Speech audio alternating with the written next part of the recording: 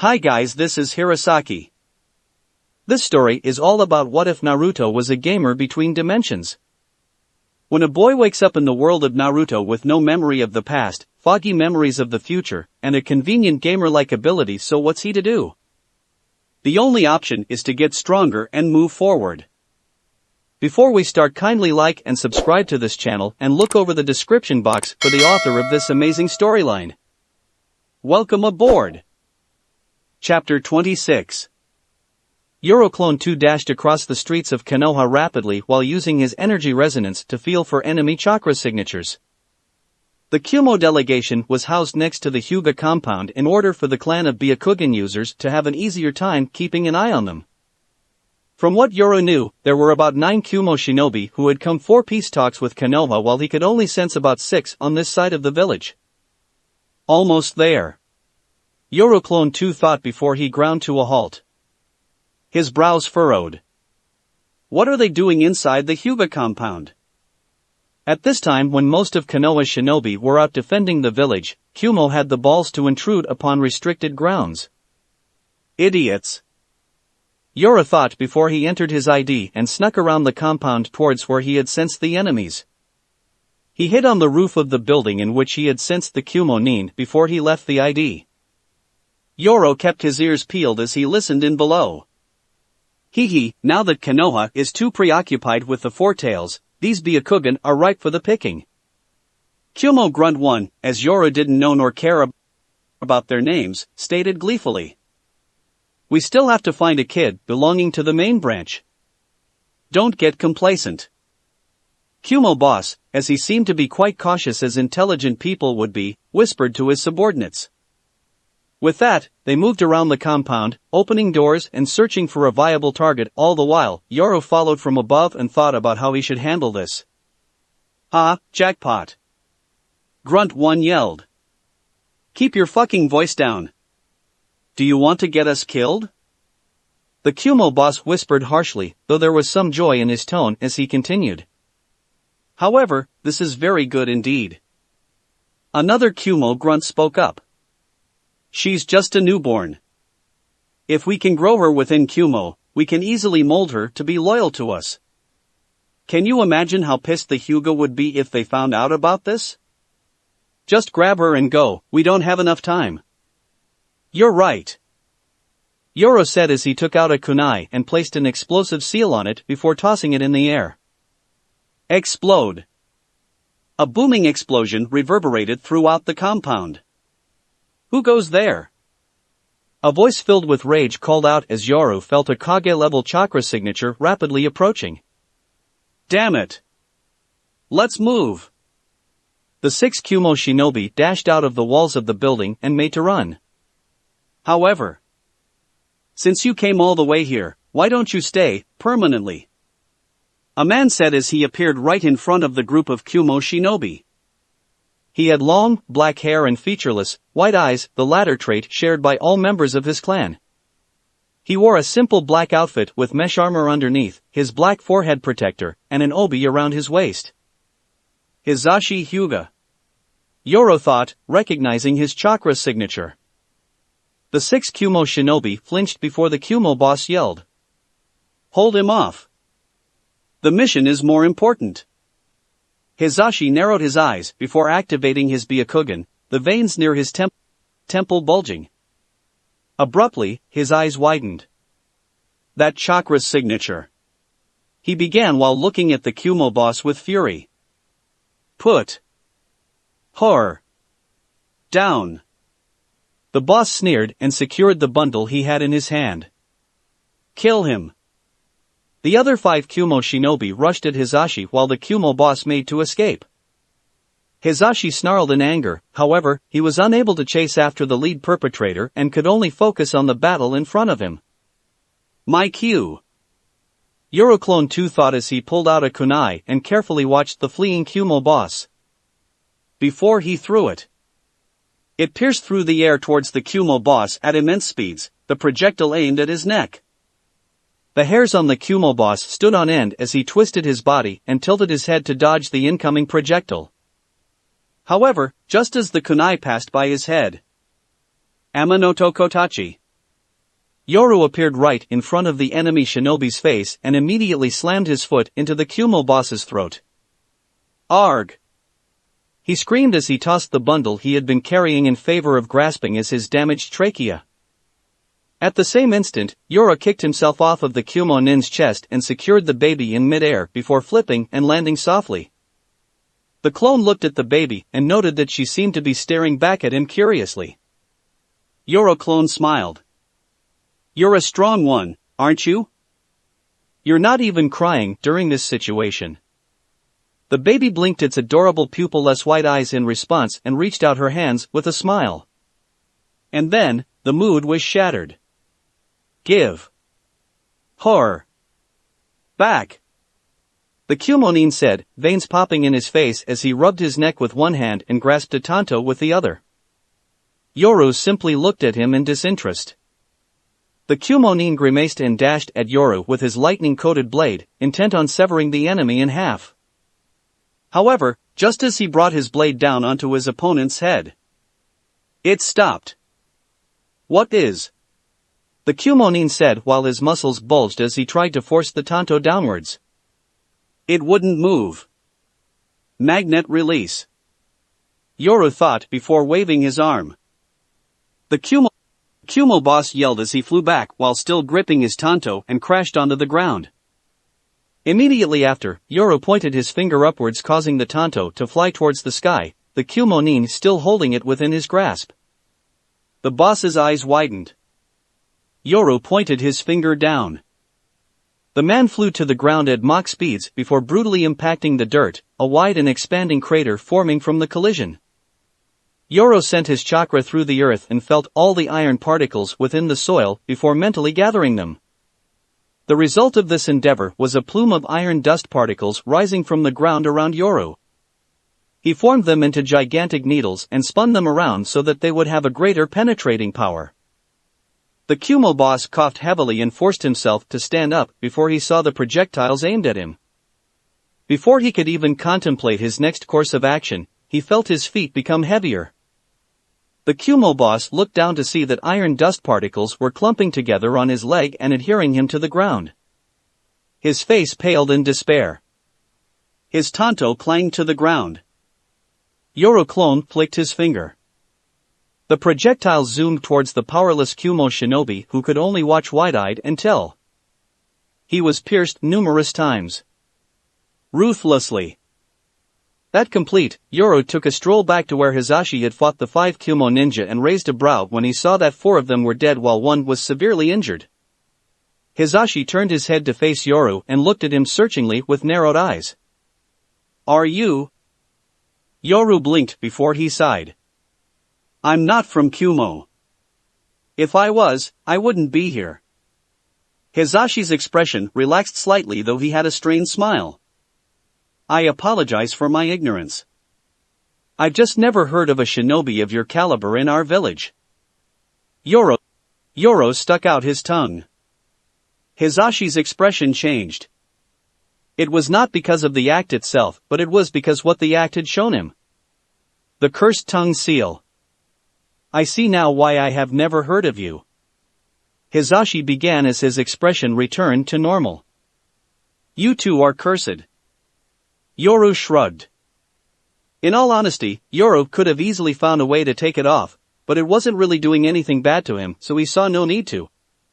Besides, Yoru thought it looked kind of cool. With that, Yoru stepped forward and handed the baby over to Hizashi. It's good that you kept one alive because I killed the other one. Even if you hadn't, I would have. Hizashi stated before he took the baby back and sighed in relief. I have no idea what my brother would do if he had come to find his daughter stolen. I cannot thank you enough for your aid. Yoru. The individual in question replied. Hizashi nodded with a smile. Thank you, Yoru. He paused and seemed to consider something before he scrutinized Yoru a little. I'm just curious, but it seemed like you had known they were there earlier. Why hadn't you just killed them before they took Lady Hinata? So that's the cute baby's name. Yoru thought before answering. If I mounted a sneak attack and failed to kill all 6 at once, the ensuing battle would cause collateral damage to the buildings and is notable. Yoro stated, pointing at Hinata. There were still young children and babies inside the houses. I didn't want to risk it, so I had to force them out. Thankfully, your presence saved me a lot of effort. Surely you jest. Hisashi said with a short laugh. Not only were you able to kill Kumo's head shinobi, but you were also able to safely secure a fragile target as well. I feel as if you would have been fine regardless. Yoru blinked. Wait, that was Kumo's head shinobi. Yoru supposed calling him Kumo boss wasn't incorrect. I'll be guarding this area of our compound. Hisashi stated as he walked away before stopping to turn to Yoru. Your help would be much appreciated, but I understand if you have to attend to that. He finished, looking at the 4 tails. Yoru shrugged. I'm only a clone, so it doesn't really matter. Hisashi nodded with a smile. Oh, I see you're only a clone? He froze and stared at Yoru as if he was a monster. How? I'm that good. Hisashi was speechless. Yoru ignored him and blinked as he felt Clone One's chakra signature permeate the sky and the atmosphere. It definitely wasn't cloudy a moment ago. Yoru, gamer. Anoki. What have you wrought to my village? That Tsuchikage expression remained unchanged. I, unfortunately, cannot take credit for this, but I will tell you that things, eventually, come full circle. With that, the old Tsuchikage's eyes gleamed before he stood up and sneered. That being said, it is painfully obvious that Konoha stole my village's bijou and planned to seal it into another host. Thankfully, fate is unbiased and it looks like your host lost control of its power. Hiruzen's expression changed before he closed his eyes. So, this is your game plan? He said before he opened his eyes sharply. But do you truly think keeping me here will prevent Konoha from taking care of that beast? You underestimate the strength of the 4th Hokage. Anoki remained impassive. You know, a little bird told me that the 4th Hokage's wife would be giving birth soon. I heard that he'd be too busy caring for her during that time to attend to the noise being made over here. Eyes wide Hiruzen stood up, his gaze boring into Anoki. How did you? Does it truly matter at this point? Anoki stated. No. Hiruzen replied before, in a puff, he was fitted with his combat attire. On his frame were a black jumpsuit, mesh segments over the lower portions of his limbs, and a green gauntlet that covered much of his right arm.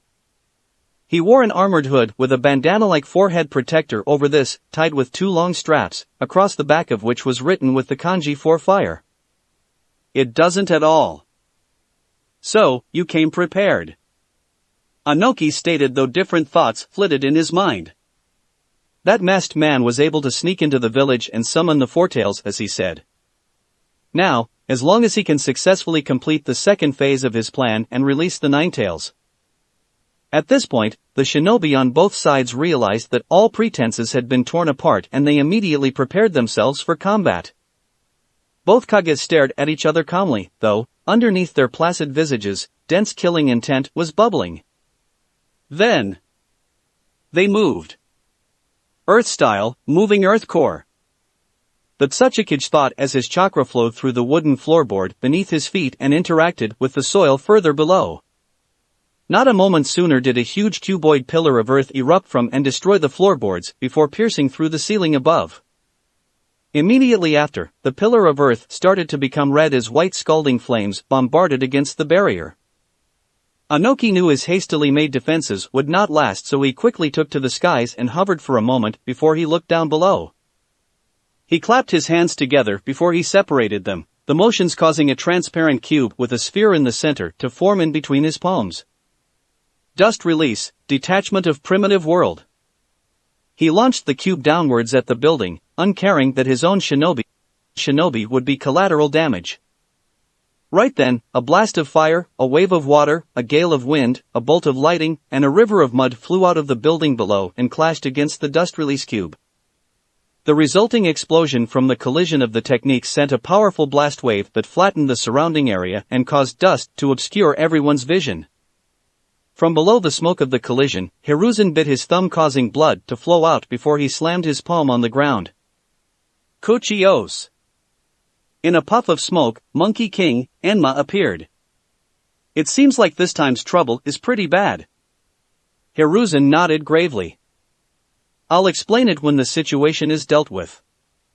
For now, I need you to transform. The Monkey King nodded before he immediately transformed. Transformation, Adamantine Staff. A thick staff appeared in front of Hiruzen, who grasped it and looked up to the sky that was still partially obscured by smoke. Through molding his chakra into the appropriate form, Hiruzen was able to locate and keep track of the Tsuchikage through his chakra signature. With that, he attacked. A staff pierced through and split apart the dust cloud as it rushed towards Inoki. The Tsuchikage quickly responded by summoning 5 earthen clones of himself, 2 of which took the brunt of the attack, allowing him and the remaining 3 clones to dodge to the side. No sooner did the extended staff swat away at Inoki and his clones, dispelling the residual smoke and causing the Tsuchikage and his clones to fly around in avoidance. Inoki grinned at the fruitless efforts. As long as I can stall long enough. He had no illusions that he could beat this monster of a Hokage, but he didn't have to. The Inoki swatting abruptly ended, surprising the Tsuchikage, before the Hokage's staff retracted. Inoki looked down below to see the third Hokage embedding one end his bow staff into the ground before balanced himself on the protruding end. Immediately after, the bow staff extended once more to the skies, but this time it had a passenger. As soon as the bow staff carrying Hiruzen reached its apex, Hiruzen jumped before tossing out numerous shuriken in a 360-degree radius around him, then Shuriken Shadow Clone Technique. They multiplied. And multiplied. And multiplied even further before the skies were encompassed by a dense fog of chakra-enhanced shuriken. The Tsuchikage's earth clones tried to dodge every which way and flee, however, they were unable to do so indefinitely and were pierced by numerous pointed projectiles before they broke apart and crumbled. Inoki himself was forced to use his dust release as a shield, causing every kunai which came in contact with it to break down at a molecular level. When the onslaught ended, Inoki grimaced before he pointed his dust release cube at the third Hokage's adamantine staff. Dust release, detachment of primitive world. The technique rapidly shot towards the adamantine staff, but as it had its own mind, it retracted upwards, the part of the staff that had been embedded in the ground coming up to meet Hiruzen in midair. Just as the Tsuchikage's dust release was successfully dodged, Hiruzen grabbed the staff while still in midair and swung it at Inoki with immense speeds. During its travel motion in the air, the adamantine staff extended itself, gargantuan wind speeds picking up as a result of its increased size and Hiruzen's strength. The Tsuchikage grimaced with an eye shut as he was buffeted by the incoming winds and was only able to encase his fist in rock in time as he placed his arm in the path of the attack. His body was brutally slammed across the sky as he was swatted over a kilometer away before he was able to right himself in midair. At the instant that Hiruzen had finished his attack, he pointed the staff downwards and it extended once more, piercing through the ground while keeping the third Hokage at an elevated position. In a puff of smoke, 2 demon wind shuriken appeared in the third Hokage's hands. Hiruzen jumped and rotated his body before throwing the large shuriken at a vertical position, causing them to rapidly speed towards Inoki. The man in question looked down below with frown. He said it would only take him about a minute after he released the 4 tails to release the 9 tails, did he lie? Numerous thoughts went through Inoki's mind before he scowled. I'll just escape, but not before leaving my mark. Inoki clapped his hands together and slowly spread them apart as a gigantic cube formed within his hands and continued to grow as he supplied chakra to it. The third Tsuchikage's particle style at its maximum capacity could easily level an island, so while he would not be able to witness the complete destruction of Konoha, he would at least be able to do something devastating. Dust release. At this moment, Inoki saw the incoming projectiles and simply dodged them as they flew by on either side of him. However, the 2 Fuma shuriken suddenly puffed and transformed into Hiruzen clones who rapidly maneuvered hand seals. Anoki's eyes widened. A torrent of fire and a gale of wind shot out from the Hiruzen clones and augmented each other before flying towards Anoki rapidly.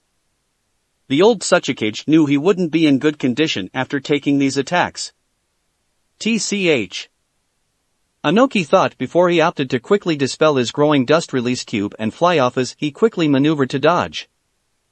Seeing that his attack failed, Anoki continued to fly away, not caring anymore about causing destruction to Konoha. It took a long enough time to charge his strongest dust release attack that the third Hokage would no doubt be able to counter him again. There was no need to stay here any longer. Hiruzen stared at Anoki's retreating form with a furrowed brow as he knew that he would not be able to catch up with the flying opponent. Wait, was it this cloudy a few seconds ago? Hiruzen thought in surprise as he looked up to the sky and saw that black thunderclouds were spreading throughout Konoha's previously clear night sky. The third Hokage knew that it wasn't natural, so he spread out his senses above before his eyes widened as he sensed an all-too-familiar chakra signature. Yoru. Anoki too noticed the abnormality as the previously clear skies became dark with thunderclouds that sparked with electricity. What is? Please, do stay and allow me to demonstrate my hospitality. Yoru's voice echoed within the clouds. Anoki's eyes widened as he saw Yoru's silhouette within the clouds before he grimaced. This brat. He raged mentally. Since you're already in front of me, I might as well take care of you as well. He thought as he began to generate his dust release cube in his hands. Yoru clone, somewhat hidden within the clouds, looked below at the old cretin that met his gaze. His eyes glowed with a golden hue. His scales were white and pristine. His body radiated bright white energy. Ethereal snakes coiled around Yoru clone's form. Fool. Yoru thought as he guided the lightning within the thunderclouds he had generated with storm style. By using the natural energy of his Sage mode in conjunction with the storm clouds from his upgraded storm release, Yoru was basically able to generate actual storm clouds. He didn't need to go through the tedious process of heating up the atmosphere or anything like that. The only downside was that it cost an immense amount of chakra to generate these kinds of clouds on his own. Thankfully, he had a lot of energy to spare. Sage mode also helped. Although, he would be pretty much spent after this. He was only a clone after all. Even if he loathed to admit it. He looked below at Anoki, who was charging his dust release attack. His expression remained unchanging despite his opponent being a Kage. What was a Kage to a perfect being such as himself? Sleep eternally. Sage art, storm style, Leviathan. A boom of thunder sounded out like the roar of an ancient beast. Anoki's pupils shrunk as he felt a fatal crisis assault his very being. It had been so long since he experienced this feeling of deadly crisis. He had only ever felt this way once before. When he had faced off against Madara all those years ago. It was the feeling of death. A roar, one more powerful than the last, reverberated across Konoha. Everyone in the village suddenly halted their moments as their gaze turned towards the epicenter of the storm clouds. A gargantuan snake made of white lightning exited the clouds and gave a beastly roar. Its horns of electricity flickered in the sky. Its patterned scales of lighting shimmered. Its golden eyes were drawn towards its target. Anoki's pupils constricted. And then, the beast struck the flying Tsuchikage. The sudden and swift attack was far too great for Anoki to dodge. He was only able to hastily form an armor of earth around his body while he positioned his already formed dust release cube in front of the path of the attack. Unfortunately. Arg! Anoki screamed as the lightning tore apart his dust release attack and obliterated his earth-made armor through its elemental superiority. He was shot downwards from the sky at immense velocities before his body pierced through multiple layers of dirt, causing him to shout the entire way. And then came the explosion. All the energy culminated in the lightning bolt was released in an immense conical white dome of energy which rapidly propagated and increased in size. Everywhere the blast wave passed, The earth and vegetation were vaporized while the aftershocks could be felt from numerous kilometers away. The sky was lit up with the luminescence created by the beast made from lightning. Dust and debris filled the surroundings as the attack eventually ended, its energy having already been spent. Hiruzen balanced himself on the adamantine staff form of Monkey King Enma and looked to the distance. The chakra-born thunderclouds in the sky began to disperse.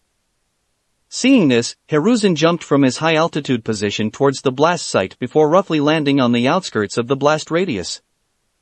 His feet picked up dust as he slid down towards the center of the crater formed from the impact. What destructive power! Hiruzen couldn't help but marvel as he looked at the now barren land located on the outskirts of the village. It wasn't like Hiruzen couldn't cause such damage, however, Yoru was only a child and still had so much room to grow, yet, he could already create something so frightening. Speaking of, Hiruzen looked up to the sky as he felt Yoru's chakra signature float down and saw said individual descend. He seemed weary as he fumbled a bit after his feet softly landed on the ground near the center of the impact. Otherwise, he looked normal. In but a moment, the Hokage arrived next to Yoru and looking him up and down appraisingly. When did you learn how to fly? 5 days ago. Hiruzen opened his mouth to say something but decided against it. It was well known amongst the people who knew Yoru that the child was bullshit for lack of a less coarse term. So Hiruzen simply replied with, I see. Yoru turned his gaze from the third Hokage to the third Tsuchikage whose form was covered by a layer of dirt and moved towards him. If it was an instinct, then it was the sudden buildup of chakra that caused Yoru Clone 1 to hastily dodge to the side. No sooner did a particle-style beam of energy fly out of the Tsuchikage's chest. The attack was just too sudden. And Yoru had never been the true target. The beam passed by Yoru and headed for Hiruzen, who was much too close to the Tsuchikage to effectively dodge it. His eyes wide, Hiruzen was barely able to twist his body enough as the beam passed him by. He didn't come out unscathed. So, close. A voice said from below the body of the Tsuchikage, which Yoru now came to realize was fake as it turned into mud. The Tsuchikage then popped up from the ground and heaved vicious breaths. His clothes were in ruin. His body was torn, mutilated, and burnt in its entirety. Blood pooled from his wounds as the Tsuchikage glared at both Yoru and Hiruzen. He was already 1 foot in the grave. I'm surprised he is still alive, worthy of a Kage. Yoru thought before his face formed into a grimace as he thought about how the Tsuchikage was able to mount such a sneak attack. He sank his body further below in the ground and created a clone above his real body that would be visible to us. It merely took a few moments for Yoru to understand how the Tsuchikage had been able to form the attack without him noticing. With him placing his real body right below his clones, the two chakra signatures overlapped, and since they were the same, Yoru hadn't been able to tell it was a clone. Hiruzen grimaced as he looked at his now non-existent right arm before he stood tall and looked at Inoki dispassionately. Unfortunately for you, this injury is more of a temporary annoyance. Inoki spat on the ground, blood flowing out of his mouth. Suddenly, numerous figures in Umbu masks appeared and surrounded Inoki. Hiruzen sighed. Give up, Inoki. Further bloodshed is unnecessary. I just want to know how you came in possession of that information. After looking around and seeing that his situation was grim, Inoki smiled at the Hokage, his heavily scarred face making his expression especially gruesome. Earlier I told you that everything eventually comes full circle. He chuckled to himself. He founded Konoha, was kicked out of his own clan and village, and now, he is back once more to take everything. Hiruzen frowned. Who? Inoki's grin widened Madara. Everyone's expression changed. That's impossible. Hiruzen stated as he glared at Inoki, though there was the slightest trace of doubt in his own statement. Whether you believe me or not doesn't matter. Inoki stated. Even he himself was doubtful that the masked man was who he claimed to be, however, he didn't mind using this information anyway. As long as the terror and prestige of Madara Uchiha shook Konoha, he would be happy even in death. Hiruzen decided not to bother anymore and looked at the surrounding Ambu. Capture him dash. Move back. Yoro clone stated as he was the first to follow his instructions. The other shinobi were not idle as their honed instincts detected the danger and jumped back as well, just as a large dust release cube formed in Anoki's hand. Anoki! Hiruzen yelled as he looked at his adversary. There's no need to continue this madness. You asked me what cost would I be willing to pay if it ensured that my will of stone would continue. Anoki began as his particle cube expanded in size. Hiruzen widened his eyes. Anoki genuinely smiled. If it is to pass on the will of stone to my village's progeny, I would bid my life. The dust release cube exponentially expanded in an instant, Anoki trapping himself inside the cube. A pause. Suddenly, the white sphere in the center of the cube expanded and encompassed everything inside the dust release cuboid in a brilliant light. And then it ended. The cube dissipated after its energy was spent and in its spot was nothing. Nothing. Anoki had destroyed himself at a molecular level, leaving no trace of his existence. Let's deal with the other pressing issue. Hiruzen stated with a sigh as he turned to look at the four-tailed beast that was fighting with a gigantic toad summon and an enormous snake summon. The Ambu around the area immediately dashed off to aid in the situation while Hiruzen looked at Yora who was sitting on the ground in exhaustion. I apologize if this is too much for you to handle, however, I would like to regain my arm if you don't mind. That might be a bit problematic. Hiruzen furrowed his brows. How so? For one, that earlier attack on the Tsuchikage took a lot out of me and two. Yoru looked at Hiruzen apologetically. I'm only a clone so I'm out of fumes.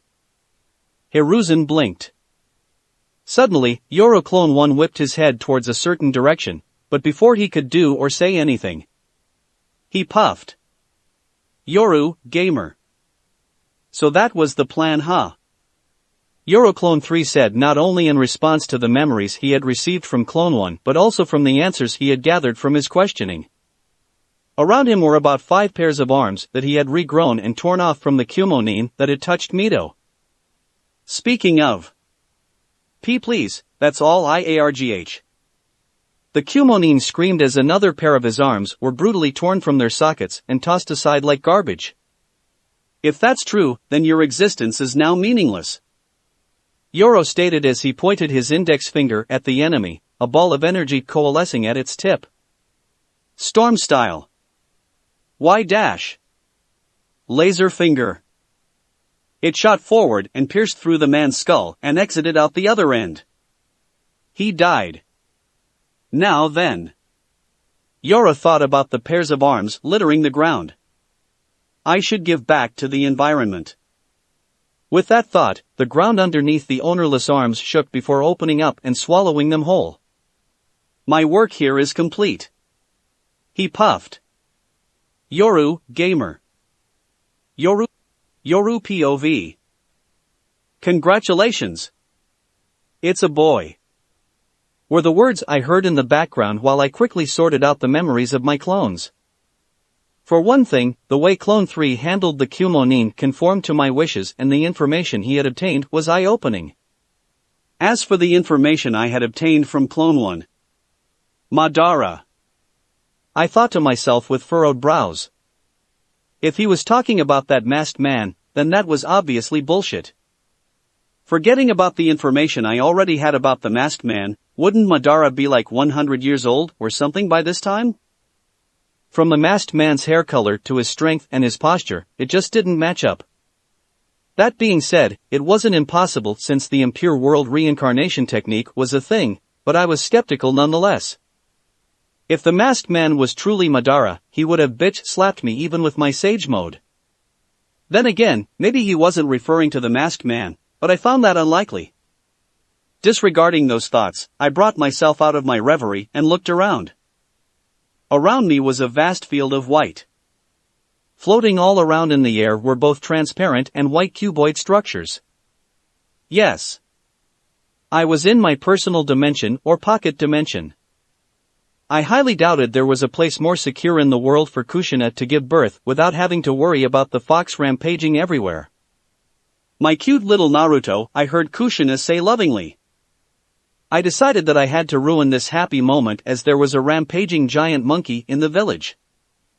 I walked close to them and simply stated, "I'm sorry, but there's an urgent situation that needs your attention." Minato paused at that statement and looked at me. "Carry on." "Wait just a moment," Biwako said in exasperation. "Can't whatever you have to say wait until after this family moment? Also, what even is this place?" I was under the impression that we would be going to the designated area, tossing me and my student in this random emptiness. Minato looked at her sheepishly. "I apologize, Lady Biwako. It was due to Yoru's paranoia that I allowed him to bring us." He paused. "Actually, where is here? I can't feel the existence of my Hiration markers." Everyone looked at me in interest for the answer. "My pocket dimension, but that's not important." I got the feeling that they wanted to retort, but I didn't let them. So, I continued. "Anyway, a masked man who..." I paused for a moment. "May or may not be Madara tried to kill me and enter the barrier while the Four Tails is currently rampaging on the outskirts of the village. 3 of the 9 Kumo delegation shinobi tried to kidnap Mito, but Kakashi took care of 2 while my clone killed and tortured the last one, for information of course." Everyone. Continuing on, the 3rd Tsuchikage fought with the 3rd Hokage during this time but was repelled soundly. He tried to escape to the sky, but I learned how to fly 5 days ago, and so my clone struck him with a bolt of lightning from the clouds. The Tsuchikage managed to mount a sneak attack that cut off Lord Hiruzen's arm, and then he killed himself with his own ninjutsu. Everyone. And then the remaining 6 Kumo ninja from the delegation mounted a kidnapping operation on the Hyuga clan as they tried to capture a young Hyuga clan member. Hisashi Hyuga killed 4 and captured 1 while many clone killed the Kumo head ninja and retrieved the baby he had tried to escape with. She was very cute. Awkward. Silence. Minato's expression shifted from rage to shock to confusion and a variety of other things while Kushina's expression. "Oi," she said deeply, a shadow covering her face. "What was the first thing you said?" I blinked. "The masked M dash. About my baby girl." "Oh. Kumo tried to kidnap her dash. I'll kill them." She screamed in rage as her hair whipped around wildly in 9 parts. A dense pressure of chakra descended upon the occupants in the room while baby Naruto simply yawned in Minato's hands and fell asleep. "See, calm down, dear," Minato stated as he carefully cradled the baby in his hands while looking at his wife worriedly. Kushina took a deep breath before looking at me. "Where is she?" "Kakashi has her, and the Yamanoto Kotachi marker I had on her told me that they were heading towards your safe house. They should be here by now," I replied. She clenched her teeth in anger as numerous thoughts seemed to run through her mind before she smiled grimly. "Since they decided to give us the Four Tails, I'll take it as my baby shower gift." Oh, she was pissed. "Yoru, take me and Naruto to the Four Tails. Let's give him his very first birthday gift, hee." Scratch that, she was livid. I almost felt bad for Son. Almost. "But you just gave birth," Minato stated worryingly. "Do you think it's a good idea to exert yourself in restraining it? Even if the 9 tails was ripped out of my body, my stomach pierced through by its claw and I was on the verge of death, I would still be able to keep it at bay. Now let's go." That was an oddly specific scenario. Minato twitched a smile and looked at me. I nodded. "Gather around." Biwako, Taji, Minato, Kushina, and baby Naruto were all huddled together. Seeing this, I approached them before placing a hand on Taji. ID escape. Spacetime warped before we 6 found ourselves back outside where the battle between me and the masked man had taken place, the aftermath still visible. Biwako widened her eyes. Goodness. The entire chamber has been destroyed. Taji observed with a tense expression before looking at me. You did this? I had to in order to kill the enemy, I stated. Unfortunately, he was somehow able to cheat death, such a hacker. Of course, I conveniently decided to ignore the fact that I could do the same once per day. For an enemy to push you so far, Minato said gravely as he looked around.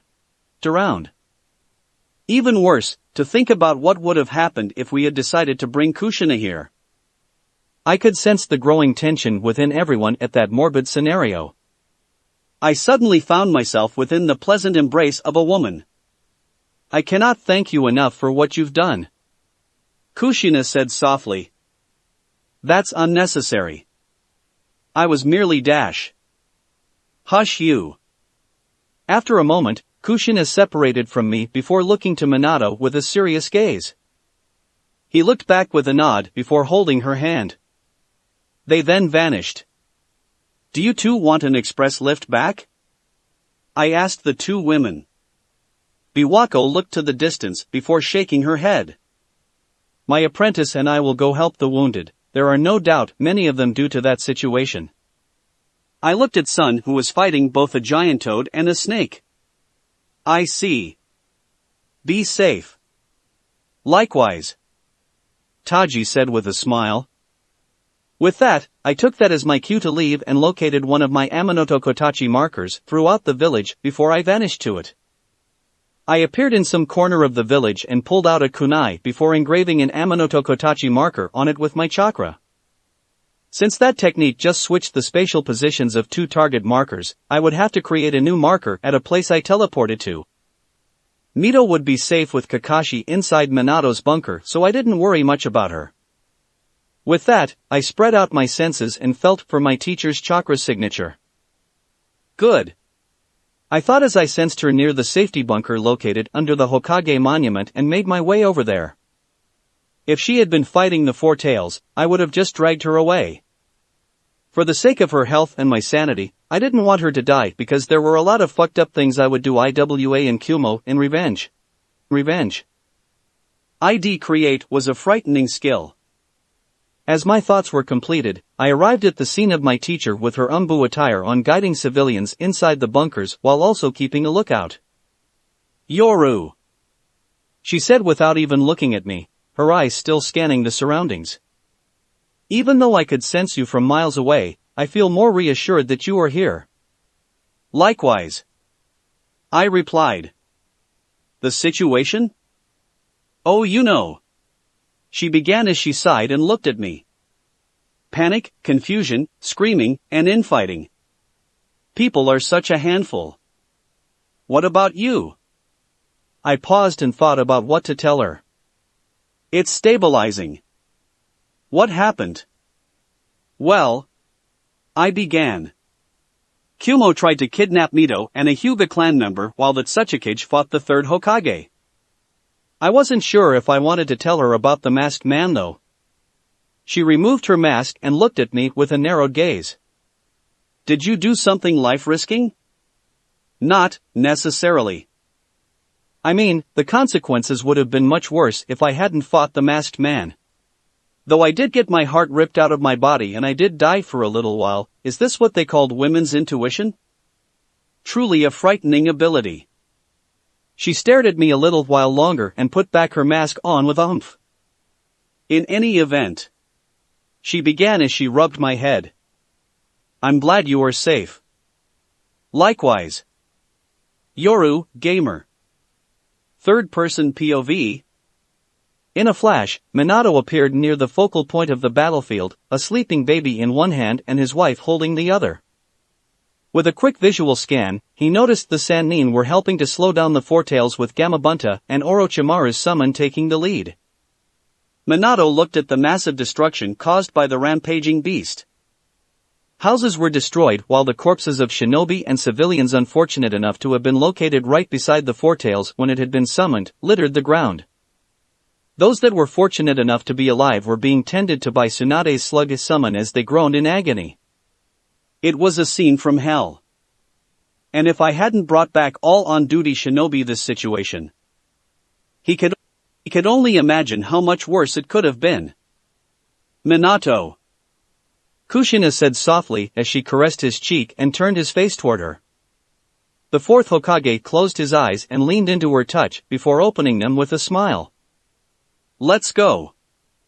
Kushina nodded. With that, Minato walked closer to the four tails and narrowed his eyes as he looked into those of the beast. The Sharingan? Can it really control a tailed beast? Did Yoru actually fight Madara? Maybe a descendant? Were the thoughts running through his mind, but he shelved those for later. There were more important things to focus on. Jiraiya suddenly slammed into the earth, his feet dragging his body back across the ground for a few meters. He halted to a stop and took a breath before his hand coming up to wipe a few strands of blood that had stained his lips. Sensei, how is the situation? Jiraiya perked up at the sound and turned to face Minato with a sigh. It's not the best, but it could have been much worse. An understatement. Orochimaru stated as his body landed on the ground. And if I wasn't here, the casualties would have been much more severe. Tsunade stated as she walked over. What do you plan to do? Minato sharpened his gaze. We'll seal it away. In Jiraiya paused his questioning as looked at the bundle in Minato's hand and blinked. Is that? I suppose congratulations are in order. Hiruzen's voice sounded out as his body dropped down from above. Tsunade's eyes widened. Sensei, your arm. We can talk about that later. He began before he strained a smile. Though I would appreciate your help on the matter. He asked. Tsunade nodded, used mystical healing to regrow Hiruzen's arm. Jiraiya looked at Minato. Are you sure? We are. Kushina was the one to reply as her gaze constricted. Can you believe Kyumo tried to steal my baby girl? The atmosphere coagulated. It wasn't a secret among the people here that Kyumo had tried to do something like this before with Kushina, and now they had attempted it again. It seems like there is a lot we will have to talk about later. Hiruzen stated as he flexed his new arm before his gaze turned upwards towards the foretails, but first. Minato nodded. Dispel your summons. Kushina will be able to handle it from here. Jiraiya and Orochimaru looked at each other and nodded before Tsunade suddenly asked with an odd look. Didn't you just give birth? Kushina raised a brow. Yes so? Jiraiya chuckled before he looked to the tangling behemoths. Gamabunta. We can handle it from here. It's about damn time. The giant toad yelled as it leaped away from Son Goku with bated breaths. I wouldn't have been able to keep up for much longer. Likewise, Manda. Orochimaru said. Your presence is no longer required. TSK. At least you didn't summon me for something stupid. The giant snake said as it uncoiled from Sun and put some distance between it and the bijou before glaring at Orochimaru. Just remember my 100 human sacrifices. 10. Now Shu. You. Suddenly, the foretails roared as a dense amount of chakra started to gather above his mouth, the pressure of which caused the area to tremble. Hiruzen acted instantaneously.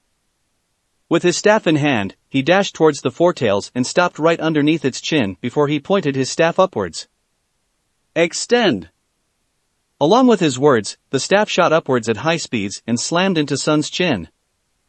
The resulting impact caused the bijou's head to snap up as it released its tailed beast bomb into the sky. It detonated brilliantly, the attack lightening up the night sky for miles to come. Minato yelled Kushina. I got it, you know. Immediately after those words, thick and dense chakra chains erupted from Kushina's back and wrapped around Son Goku. Their natural ability to restrain chakra functioned enormously against the giant ape as his struggles against them proved fruitless. About my sacrifices dash.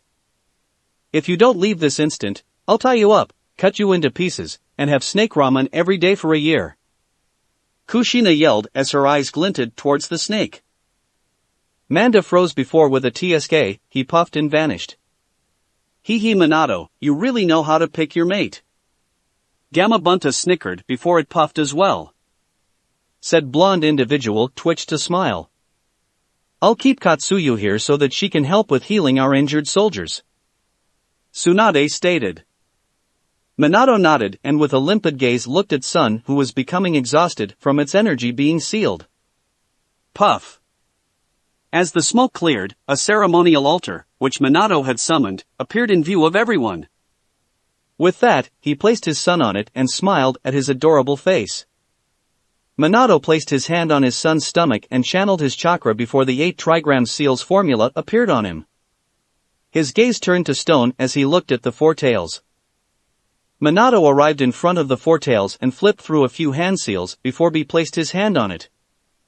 Immediately after, dense and numerous lines of Fuinjutsu script covered Sun's body, but it could only give out a weak roar in protest as its chakra was being sealed. With that, everything was complete. Quickly, chakra visually emerged from the 4 tails body and flowed towards the ceremonial altar where Naruto was located. It then sank into the 8 trigram seal on the baby's stomach. The 4 tails began to visibly decrease in size until finally, its chakra was completely siphoned and the last traces of the beast went into Naruto. Hiruzen sighed. Thankfully we managed to make it through this. Minato nodded and turned towards his child before looking back at Hiruzen. But now we have to deal with the aftermath. Yoru, Gamer Dash. Unknown location. Space suddenly distorted in a spiraling fashion before Obito Uchiha's form appeared inside his hidden abode. Yoru. He thought as he removed his mask and tossed it to the side, his hand covering his now useless left eye. I thought I had been strong enough and I actually was, but then you pulled that crap. He grimaced. You are such bullshit. He staggered and used his free hand to support himself on the wall before he regained some control of his body. The plan failed, even after we were able to manipulate IWA and Kumo into joining. Black Setsu stated as he popped up from the ground and stared at Obito. They knew we were coming. Obito said gravely. Kushina wasn't at the location she should have been while giving birth. Black Setsu widened his eyes. How is that possible? No one should have known about your existence, let alone about our plan. Eyes narrowed, Obito shook his head. I have no idea, but one thing is for certain. He said as she slid down the wall until his butt touched the floor. Yoru is not to be underestimated. You lost an eye. Zetsu noted. Obito grimaced. I was forced to use Izanagi. The half-plant-like monster narrowed his eyes. His clone was powerful enough to defeat that Tsuchikage. It's no wonder his true self beat you.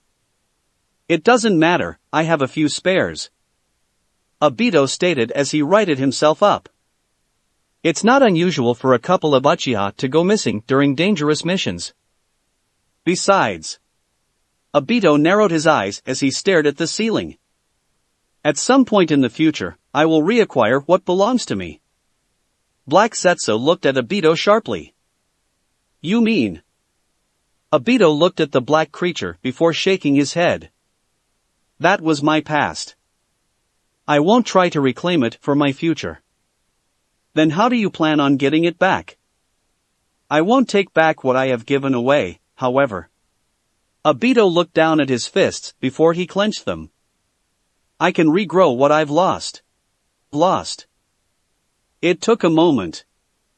Then, Black Setsu's eyes magnified. Did you truly believe you could keep this information from me indefinitely? Obito asked as his gleaming eye bore through Black Setsu. Black Setsu didn't respond for a moment. Finding and getting a hold of the right Konoha Medicine will be difficult. They are no doubt highly on edge and have increased security, especially at their hospitals. That's not to mention that they have a kill switch, so forcing them won't work. But you can circumvent that, can't you? Obito asked, though it was more of a statement than a question. He said nothing. Regardless, it doesn't matter for now. Obito said, shaking his head. I was simply thinking about the near future. There was a silent pause. Any news on the Three Tails location? Not since its previous host Dash. Obito's eyeballs turned towards the black creature and bore into it. Rin died. This situation is eerily similar to when the Four Tails left the grid. Until it magically showed up a few days back. Obito concluded. So, you're saying that Yoru is responsible? And that he is keeping it someplace else? That would be the most logical conclusion. He was there with Rin and took her away with his strange spacetime technique. Zetsu replied. There was no way in the Shinigami's stomach that he would tell Obito that the Three Tails was actually sealed inside his girlfriend who happened to be alive and was living pretty nicely. He was also not going to explain that in order for Obito to complete Madara's goal, he would have to capture and then slowly and painfully extract the bijou from Rin's body and watch as the light left her eyes before she turned into nothing more than an empty husk. Black Zetsu didn't think saying such things would be good for his health. He would just have to cross that bridge when he got there. I see. Obito stated before he stood up. Then my next course of action is set. He walked further into the hall as darkness covered his frame. You will become an obstacle to my plans and as such. His Sharingan gleamed. You need to be removed. His body sunk into the shadows. Chapter 27. Madara Uchiha. Minato said contemplatively before looking to Hiruzen. Is that really true? I am not sure. Hiruzen stated after a pause. In a conference room inside the Hokage Tower, Danzo, Minato, and the Hokage's advisors, Hamura, Koharu, and Hiruzen, were all seated around a large desk and looking at each other gravely. Koharu squinted her eyes contemplatively. The Four Tails' eyes, didn't they look like Dash? The Sharingan. Hiruzen replied succinctly. Many people were able to notice its familiar pattern. There's no doubt about it. Then that means an Uchiha. Minato paused and rubbed his forehead in irritation. But it couldn't have been one of our own since the Uchiha clan lost a lot of people as well. It wouldn't make sense unless Dash. Someone went rogue. Danzo completed. An Uchiha skilled and powerful enough to control a tailed beast so utterly. There's only one Uchiha we know of with that sort of skill. The name didn't need to be said. Minato closed his eyes for a moment and relaxed before simply stating. I'll talk to Fugaku and see if he knows anything about how an Uchiha could accomplish such a thing. Everyone else nodded at the decision. You said you couldn't find any trace of Inoki? Koharu asked as she gazed at Hiruzen. The third Hokage shook his head. He destroyed himself at a molecular level. Not a single trace of his presence can be found, and so Edo Tensei is completely useless. Even in death, he makes things more difficult. Danzo said with an eye narrowed as his hands more tightly gripped his cane. I had already warned that bringing them inside the village was a foolish endeavor. God only knew how much Danzo hated IWA. True. Hiruzen stated. However, without their arrival, we would have been left in the dark as to who had caused this attack. It may or may not be Madara, but it was definitely a powerful individual who knew more about Konoha than anyone other than us should. From Kushina's pregnancy to the barrier and to the timing of the attack. Minato then stated after a moment. Yoru told me that the enemy he faced was very strong and skilled, Minato explained. He even described him having an extremely odd spacetime ability which allowed him to phase through all of his attacks and also suck them into a spiraling spacetime vortex. However, Minato paused as if deliberating something. He seemed to be a little off when talking about him. Danzo tapped his cane on the ground. Regardless of who he is or may be, his ability illuminates a serious security breach of our village. He was able to sneak in completely undetected and summon the Four Tails in the middle of the village. That all too legitimate realization caused everyone to turn grave. Minato spoke up, "I'll consult with my wife on creating a spacetime blockade around Konoha." He then looked at everyone. It will not be easy, however, and will take a long period of time to create and set up something so large scale. Not to mention having it not interfere with my flying thunder god technique. Do it when you can. Hiruzen stated. You no doubt have a lot of other things to focus on right now, and the enemy won't attack any time soon after his failed endeavor. After Minato nodded in understanding, Hamura spoke up in intrigue. How was Yoro able to drive him off then? Minato simply stated, he exploited its limitation, which was that the enemy had to be tangible in order to attack. Using that window, Yoro was able to tag him with a Rasengan. Wait a moment. Hamura stated contemplatively. If he had such an ability, why didn't he just bypass Yoro and enter the barrier? I'm glad he did not, but if he was so hell-bent on causing destruction to Konoha, why would he bother with Yoro? That was a good question. Everyone paused and looked at Minato. No, he did enter the barrier. Everyone froze. Hamura asked in shock, then how are?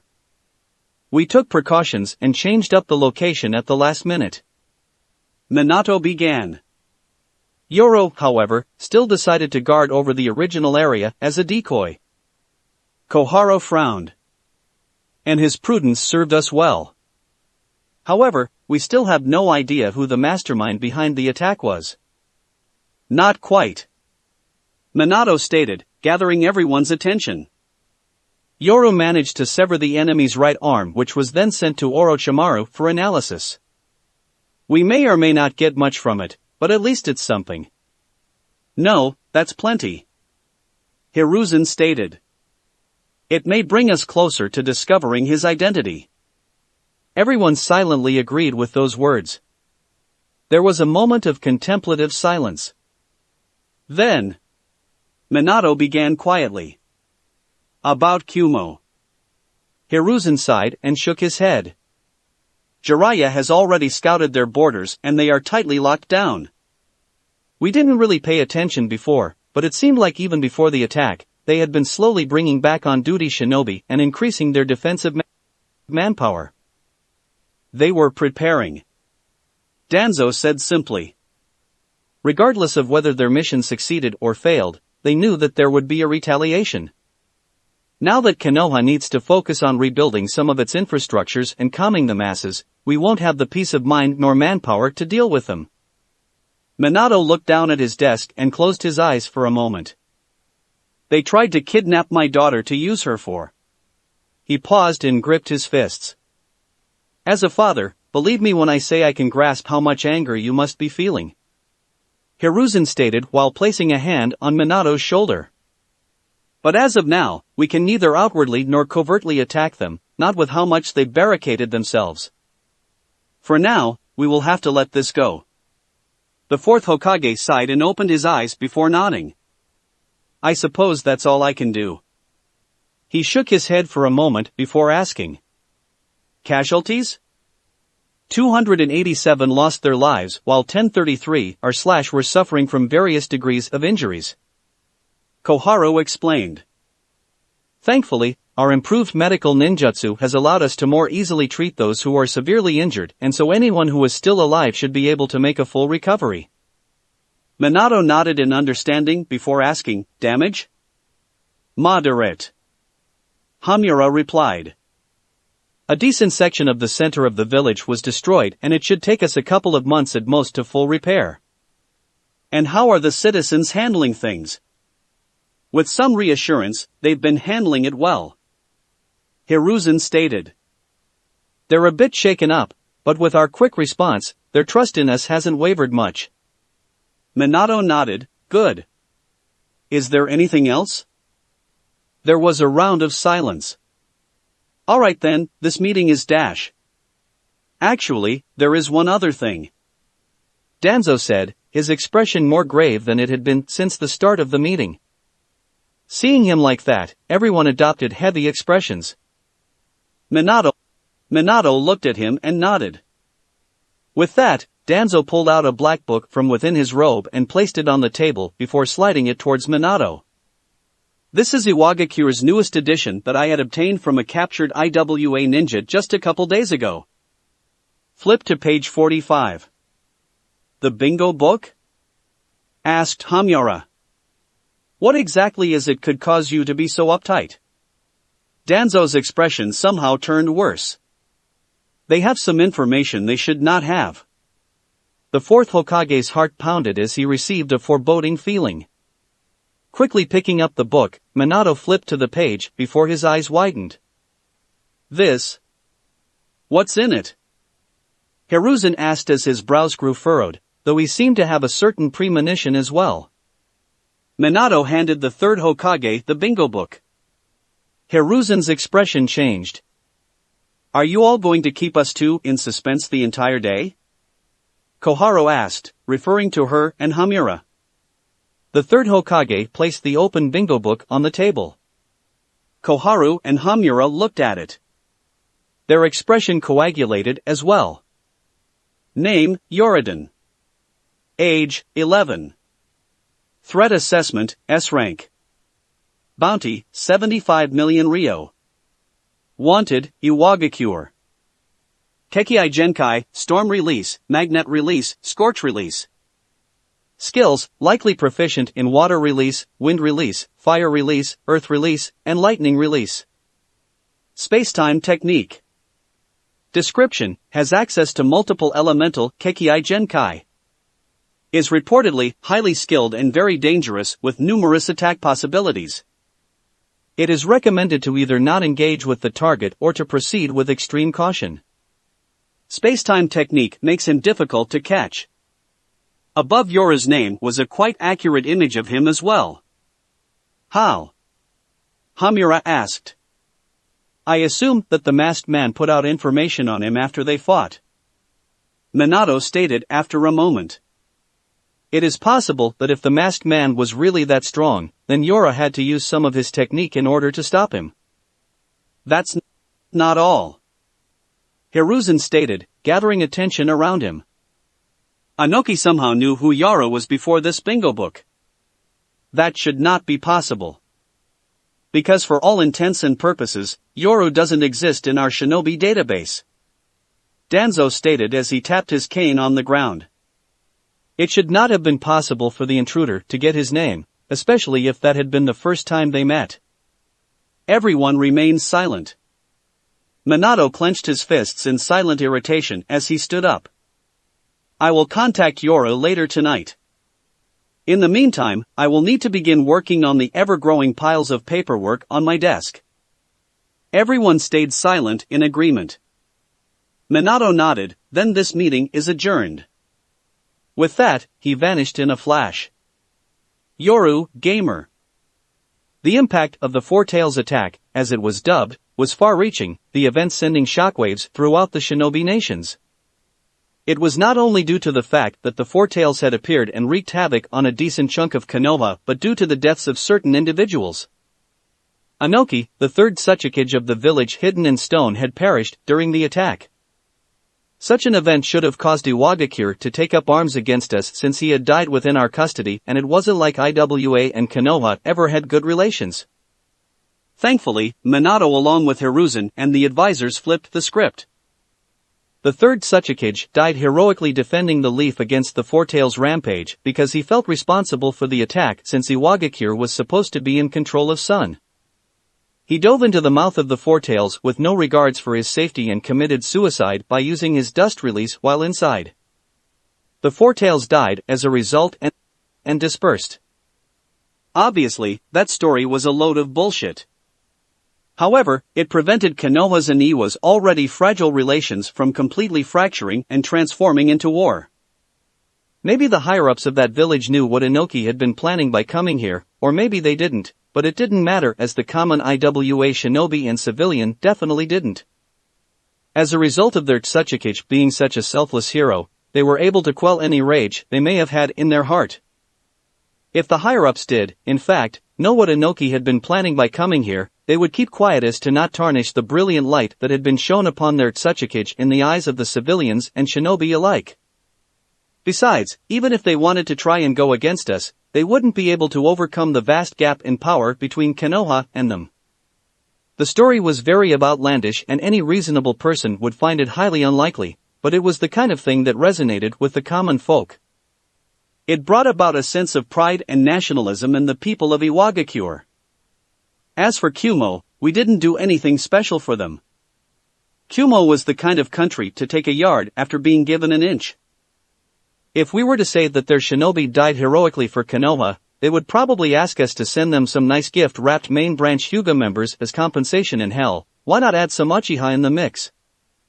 As a result, Konoha publicly rebuked Kumo, detailing how their shinobi had tried to not only kidnap a baby Hyuga member, but also the Hokage's own daughter. Of course, they could deny it as there was no proof, but contrasting with how Konoha had uplifted the Tsuchikage's name, people were now more inclined to believe that Kumo had been up to no good instead of Konoha trying to tarnish its name. As for the reason why Iwagakure and Kumogakure had even come here in the first place, well, I got the answer from that Kumo shinobi I had questioned. He wasn't some high-up shinobi, but from what he knew, certain elders of Kumo had gotten wind of some news that the Four Tails would appear in Konoha. In addition, they had been sure that the Nine Tails would be released in the middle of the village as well, which would increase the destruction manifold. The Four Tails appearing would be the signal that the fourth Hokage was held up in some way, while Kumo had already known that the third Hokage would be held up by the Tsuchikage. They had seemed so sure of this that they had sent a delegation under the guise of peace talks to Konoha, who were to act as some kind of Trojan horse and attack us from within once the sun went on his rampage. With all the Konoha shinobi being busy trying to save people or defend the village, Kumo could walk around like it was their playing ground and snag up whatever Kekkai Genkai they fancied. They also had learned about Mito's lineage and had sought to capture her as well. The plan was that the Nine Tails would flatten Konoha and they would have the only host that could possibly contain its power. Once they secured Inuzumaki, Kumo could rebuild the clan within its walls and would be able to keep possession of the Nine Tails. There were just so many benefits to them that it must have seemed like a gift. The best part for them was that even if it did fail, the most they would lose was a few expendable soldiers. Sure, tensions would drastically increase between Konoha and Kumo as a result of the plan failing, but no one wanted another shinobi world war just after having gone through the third one. They were betting on that. And they were more or less correct. Konoha truly didn't want to start another war, especially not now, only a few days after the attack. Low risk and high reward. No wonder they dared to do it. Similar information was found from the captured Iwa shinobi, and it was reinforced by the Kumo shinobi that Hizashi had incapacitated. There was still one issue which was no doubt creeping up on every single shinobi village's mind and was the most important consequence of the Four Tails attack. Konoha obtained another bijou. That made 3. While our story had said that the Tsuchikage had killed himself while bringing Son Goku with him to the grave, the higher-ups of all major shinobi villages no doubt knew how much the Tsuchikage hated us and knew that our story was bullshit. As a result, they also knew that we had most likely found a new host for the bijou, they just didn't know who it was. Of course, the common people didn't know any of that, and as long as Konoha didn't start aggressively expanding or something, the other villages wouldn't risk fighting us outright. The scales had almost always been tipped in Konoha's favor, and the introduction of Isabu and Son Goku only made it even more skewed in our favor. Unless they were willing to risk absolutely everything and ally together against us, there was nothing they would do. Konoha had become too strong. Of course, no one in Konoha was complaining. All in all, everything was alright. However, there was one thing that still weighed on the minds of Konoha's higher-ups. Madara, huh? I thought as I made my way through the broken and dilapidated streets of central Konoha. The mood was somber and tense around this area as people no doubt envisioned the devastation that had occurred only a few days prior. I truly wish it had been Madara responsible for this. Was that odd? It was the answer that would set my mind at ease the most. At least in that case scenario, it would be well understood his motives for attacking us. It would also explain how he knew so much about Konoha. But then again, if I had actually faced Madara, no amount of second wind would have saved my life. I shook my head. I need more information. Telling Minato and Kushina? Rin and Kakashi? That what? The person they thought of as a son, boyfriend or brother was responsible for causing hundreds of deaths in their home? And that he had been aiming to potentially kill Minato and Kushina? And everyone else in the rest of the village? I may have little emotional capacity, but I wasn't insensitive, nor was I stupid. Saying something like that with no visual evidence and after such a situation had occurred in the village. Yeah, they wouldn't take it too kindly. That's not even mentioning how few actions they could really take in the wake of my hypothesis that may or may not be correct. They wouldn't have time to focus on him anyway, and even if they did, how would they find him? And if they did, then what? Would Minato be able to kill his student in cold blood? When people thought about Minato, they saw a perfect individual. Someone without a flaw. Someone who could do no wrong. And that was precisely his flaw. The knowledge that not only had he failed to save his student but that that same student had turned on him and the village, it would be his greatest failure. Who knew how he would feel? I shook my head from those superfluous thoughts. I focused a little bit and was able to sense a faint induction of my Amanoto Kotachi marker somewhere in the northern part of the continent. When I had hit the masked man with my Rasengan, I had implanted my Amanoto Kotachi marker on his back on the off chance that he would somehow escape my attacks as he had done countless times prior. With the marker, I could sense his general location. That being said, because I wasn't as incredible in spacetime Fuinjutsu as Minato, my Amanoto Kotachi's teleportation range was limited. I couldn't just switch places with anyone anywhere around the world that had my marker. I could let Minato know, but not only was he busy as of now, if the masked man was really who I thought it was. Then I would take this into my own hands. I sighed as I looked up at the sky. Why do things have to be so needlessly complicated? Hiss. I replied as I stroked Lydia's chin as she lay wrapped around my left arm. I suppose life is quite complex in and of itself. The albino snake wrapped herself tighter around my arm before closing her eyes and yawning. I shook my head while smirking. You lazy snake. I idly scratched her chin. With that, I continued on towards my destination. I needed info the masked man was and some defining confirmation of his identity. As a result, the first order of action was to visit Orochimaru and see what he had gleaned from the arm that had fallen off the masked man. And if the information wasn't what I needed, I'd have to obtain my information from a more reliable source. One that had been involved in the Four Tails attack. I clenched my fist tightly, cracking some of the joints in my fingers before I spared the central Konoha destruction one last glance behind me. I looked on indifferently at the ruins of central Konoha. Then, I turned away. Amanoto Kotachi. I immediately appeared in front of the door to Orochimaru's lab. Afterward, I took out a kunai and inscribed an Amanoto Kotachi marker on it before embedding it on a wall. That complete, I knocked on the metal door and waited. It opened. Sensei is busy right now, so whoever it is, you can screw. Anko trailed off as she finally saw me. Then she grinned. Hello. What brings you to this dreary place? I imagine most people would rather stay as far away from here as they possibly could. I walked in before taking a seat on one of the hospital beds in the room as I gazed towards Orochimaru's direction. I'm here for some answers, and besides. I began, my gaze settled directly on her. I'm clearly not normal. Why else would I be interacting with Orochimaru? She looked back at me unflinchingly before she moved closer to me. Uncomfortably close. Anko smirked as she stared into my eyes while resting her chin on the palms of her hands. You know, one of these days I'm going to wipe the detached look off your face.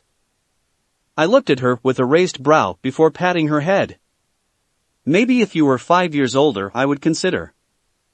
I'm not interested in children. She grimaced, "You're not any older than I am, and who's interested in you?" Hiss. "She is," I said, raising up my left arm with a smile. "Aren't you, girl? Though, you're a baby, and aren't you technically my daughter?" Livia spared me a glance and hissed before licking my cheek with her forked tongue. I blinked before shaking my head with a smile and rubbing her head. "You're just too adorable." Livia, was that a smile? She then licked my cheek once more before wrapping herself around my arm and remaining stationary as her eyes closed. "Too cute." "Beautiful," Anko said, eyes wide, as she stared at Livia in wonder. "I've never seen such a beautiful snake." I nodded. "She is one of a kind." Anko's eyes sparkled. "Can I dash? To what do I owe the pleasure?" Orochimaru asked as he turned towards me from his workstation. "I doubt you came by to simply grace me with your presence." He then glanced at Livia and smiled. "And I see you brought that beautiful specimen with you again." I raised a brow and looked at Livia before hopping off of the hospital bed and walking towards him. "I apologize if I was bothering you, but I needed to know if you had gleaned any information from the arm I gave you." You came at just the precise moment then," Orochimaru stated as he turned back towards his workstation. "Come look at this." I walked closer to him, a sulking Anko deciding to follow suit. I arrived in front of the microscope and looked at the glass slide under it before placing my eyes over the lens. And then I understood. The cells I could see were visibly forming a completely new structure. Cell walls. Precisely, Orochimaru stated. That was just a little sample I took from the arm, and I noticed that it had begun to develop cell walls where there had previously been none. "Like a plant," I said as I removed my eyes from the scope and looked at him. I had already known the individual in question had used wood release, but I had no idea they had been implanted with an entire arm like this. Regardless, I knew what this meant. Orochimaru nodded. "There's no doubt about it, those are some form of Hashirama's cells," he said with certainty. "I've worked with them a small amount in the past and I saw something somewhat similar in those cells." I took a step back from the microscope and stood still in thought as many things went through my mind. If someone was to survive the implantation of Hashirama's cells, what benefits would they physically receive? You're not asking about wood release, but what would happen to their bodies on a physiological level? I nodded. Orochimaru stood in thought for a moment. The Senju were known for their powerful bodies and immense chakra reserves, but Hashirama was on a different level. He began as he looked towards his microscope. Hashirama's vitality was so strong, it was said that he could survive from just about every wound short of getting his head caved in, not so unlike you. I would expect the receiver to gain an immense increase to their strength, vitality, endurance, and chakra. They probably wouldn't need to eat or drink as much to sustain themselves either. I let that information sink in for a moment. If what he was saying was true, then let me ask you, I said, staring straight at his face. If someone on the brink of death were to receive his cells and somehow survive, could they recover? Orochimaru matched my gaze with his questioning one, though he replied nonetheless, theoretically it is possible, and looking at this arm. Orochimaru turned towards where he kept it. The cells aren't as violent as the Hashirama cells I had worked with in the past. It is feasible that someone could survive their implementation and heal from their injuries with little issue. I closed my eyes. Silence reigned for a moment. I see, I said. I opened my eyes. Do not mention a word of what we talked about to anyone. Orochimaru smiled with humorlessly. Not even our Kage? You know you are asking me to commit something nearly akin to treason. Since when did you care about that? I said with a raised brow. Besides, I'm only asking you to say only what you need to say, that it is made from Hashirama's cells. No more, no less. Orochimaru looked at me sincerely before stating. I take it you have an idea of who this belongs to. I turned away and idly patted Anko's head before I made my way to the door. It doesn't really matter at this point. Then, what are you going to do? I paused, having already opened the door halfway. I'll find him. I looked back at them. And kill him. With that, I went through the door and exited Orochimaru's lab. But first, I thought, closing the door behind me. I need to give Kumo my appreciation.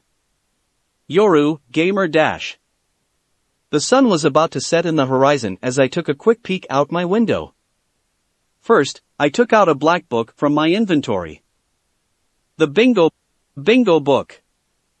Flipping through the sections of Kumo Bakure targets of importance, I focused on the higher-end members of this list. 24 of them to be exact. I memorized their faces and easily engraved them into my memory before I put away the book. Next, I took out an empty scroll from my inventory, its blank canvas laid out in front of M.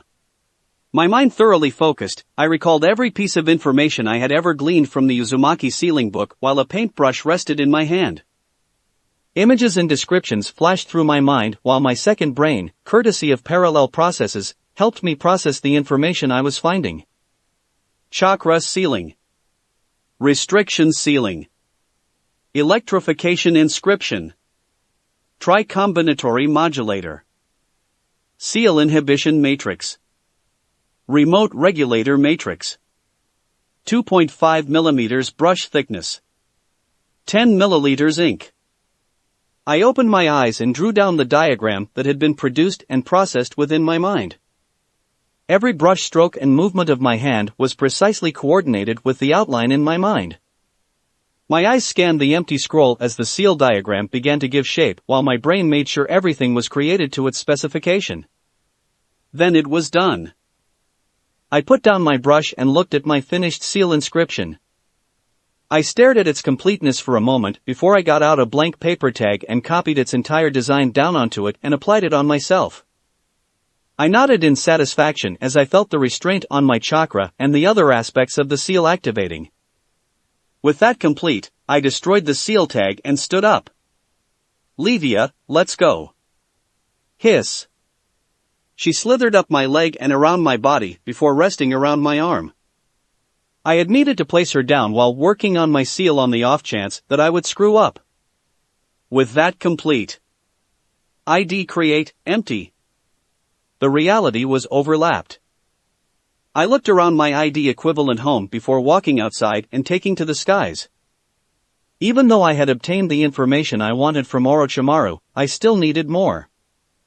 I wanted to know what the masked man's plans were, who he was associated with, and any other pieces of information I could glean about his movements. As I was now, I didn't believe I would be able to beat him in a rematch. It wasn't even because I thought he was stronger, but it was because his ability was the most obnoxious thing I had ever had to face. I had no way to counter it as of now, but that would not be the case in the future. Now, at the very least, I wanted to understand him better. As for Kumo, they had no doubt colluded with him in attacking the village. This was made even more evident by how they had promptly shut down their borders and increased their security and vigilance following the Four Tails attack. It stood to reason that their higher-ups, at the very least, would know something about him that would be useful to me. That being said, I only had a single target in mind. The Raikage was a no-go since I wasn't clear on his full power. I only knew that Minato had complemented his strength and that was enough for me to stay clear for now. That likewise applied to their Eight Tails Jinchuriki. As for the other higher-up individuals of the Kumo Council, their being alive was something I was going to rectify. Along with that thought process, the Land of Lightning's border appeared within my view. I could see the numerous mountain ranges that were erect in the distance and I had to fly a little bit higher due to this place's much greater elevation. I scanned the beautiful landscape below before my eyes focused ahead towards the expansive topography. With my immensely improved vision, I could see the outlines of buildings and other structures around 10 kilometers away. They were located on a chain of closely interconnected mountains that seemed to have been altered artificially. It took me only a few moments to approach the area, after which I dropped down onto the base of one of the mountains. Around me I could see houses and other structures built on or into the bottom and top areas of the mountains. I turned my gaze to the north and saw a glass dome-like structure built into the highest mountain peak. Rake's office, I thought before looking around once more. I didn't want to suddenly appear in the middle of nowhere. I also needed to hide my chakra signature in order to prevent Kumo's sensors from catching on to me. It was a good thing I had perfect chakra control. With just a bit of thought, I constrained my abundant chakra to a minuscule amount and went to the depths of an alleyway. And then, ID escape. The dimension shattered. Instantly, the sounds of interaction and bustling reached my ears. I used a little bit of chakra to henge my irises black, but other than that, I really didn't need to camouflage myself. Next, I put on some simple clothing in order to not stand out and made my way out of the alley. I also placed a genjutsu over Levia so that she wouldn't be visible around my arm. I couldn't sense any powerful chakra signatures close by, nevertheless, I used stealth to quietly maneuver out and around the area. I walked within the crowd while making sure not to bring any attention to myself. Meanwhile, I focused my ears on the conversations going on, expecting to pick up any sort of conversation related to my target. 25,000 Rio? You might as well fucking take my kidneys while you're dash. Nope, not that. High altitude spring water. You can't find it anywhere else but here in the land of lightning. How is it any different than normal spring water? I wanted to ask the same question. Ha ha.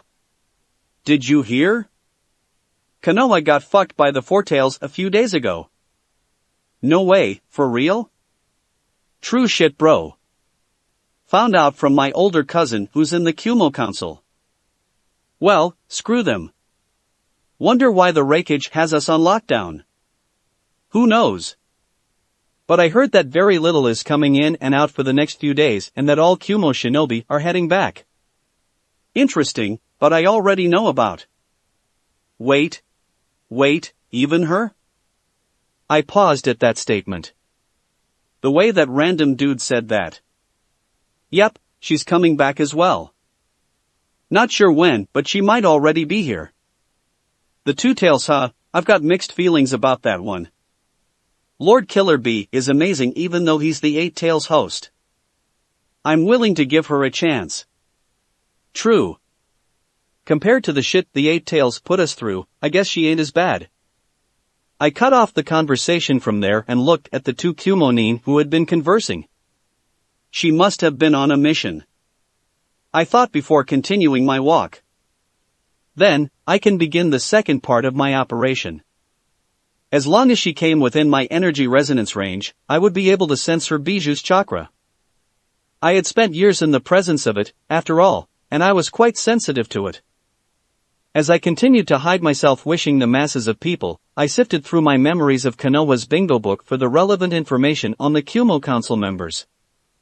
The Kumo Council was an assembly presided over by the Raikage, consisting of Kumogakure's highest-ranking and most prominent shinobi. There were about 25 general body members and one president, the Raikage, who gathered to discuss strategy and tactics regarding the village. This meant that the Kumo Council members were some of the greatest decision-making bodies in the village. In other words, the decision to attack Konoha and kidnap Mito, it was all on them. I didn't care how many of them agreed with the decision or not. All that mattered was that they had dared to make it. ID create, empty. I entered my empty mirror dimension before creating a few clones of myself. I had each of them henge as normal Kumogakure citizens before they dispersed to various areas of the village. I didn't really know where the Kumo Council shinobi resided, but I had a perfect memory of their face courtesy of the bingo book. With my clones spread out across the village, they would discreetly search for the Kumo Council members and commit their chakra signatures to memory. When they dispersed, this knowledge would then come back to me. Then, after I pinpointed the chakra signature of my own target, the Two Tails, my gaze became chillier. I would reap what they sowed. Time passed. Some of my clones dispelled, providing me with information on the Kumo Council members. The sun began to set, transforming the bright sunlit sky into a representation of the darkness of outer space. I continued to wait. More of my clones dispelled. And wait. The last of my clones dispelled. And wait. And my eyes snapped open as familiar chakra signatures appeared in my sensing range. Tailed beast chakra signatures. 2 of them. One was larger than the other, so I focused on the smaller one, her signature committed directly to my memory. At some point, the larger-tailed beast chakra signature diverged from the smaller one, after which I followed the smaller one in my detection range until it arrived at some area and stopped moving. I stood up and turned my head towards where I sensed that chakra. The chakra of the two-tailed beast. With this information along with the chakra signatures of the other 24 Kumo Council members committed to my memory. Let's finish this, Levia. I said. Hiss. I removed the genjutsu over her. Next, I used henge to put on my umbu gear, except instead of wearing a mask, I pulled up the cloth from my henge shirt to cover up the bottom portion of my face, similar to Kakashi's face mask. It's been a while since I wore this. I thought. My umbu mask was unnecessary in this operation. After all, no one I faced today would live to see another day. ID create, empty. Yoru gamer. A bubble of reality overlapped the current one. The sky gained a reddish hue. The moon turned blood red. Yoru tore his gaze from the blood moon and concentrated it towards the direction of the closest Kumo Council shinobi member. He kicked his feet off the ground and scaled numerous buildings before he landed on his target's roof. With a light stomp, Yoru destroyed the roof of the house and made his way down towards the room where he had last sensed this individual's chakra signature. With Yoru's acute chakra detection capabilities, he was able to pinpoint a target's exact topographical location. In no time, Yoru found himself in a bedroom and looked around before focusing on the bed, noticing that it was in disarray. ID escape. The reality of the mirror world shattered like glass, and immediately after, Yoru could hear the lascivious moans and groans of copulation coming from the bed. Suddenly, the moans grew in intensity as if they were reaching a climax, to which Yoru simply pointed 2 fingers at them. While Yoru had no idea who the woman in bed with his target was, it didn't matter. At the very least you'll be sent off in bliss. Storm style, laser finger. 2 beams shot out from Yoru's finger and penetrated the heads of the bed's occupants, killing them instantly. Yoru then furrowed his brows. If I use jutsu too often, Kumo's sensors will catch on to me quickly. Despite this, Yoru pinpointed his next target. 1 down, 23 more to go. ID create, empty. Yoru blasted out of the room's window and landed on a building across the street. He then ran horizontally across the side of the structure before looking to his northwest. Yoru crouched low and jumped off the building before crashing through the glass window of the establishment across the street. With a neat tuck and roll, Yoru stood up. ID escape. Just as the mirror dimension shattered, Yoru launched out his fist, impacting the back of his other target and fracturing it. The enemy arched back in pain, but before he even got the opportunity to scream, Yoru clamped his mouth shut with his hand. I'm curious. Yoru began as he whispered behind the man's ear. Did you truly believe your decision to target my adorable Mito would go unpunished? It took a moment before the man's body shuddered in trepidation. Utilizing his steel release, Yoru coated his free arm in the energy-based metallic substance after straightening his hand. Well, it doesn't really matter. Abruptly, Yoru's hand pierced through his back and chest, a sickening squelching sound echoing through the small room in response. Eyes wide, the Kumo shinobi trembled for a moment before losing all signs of life.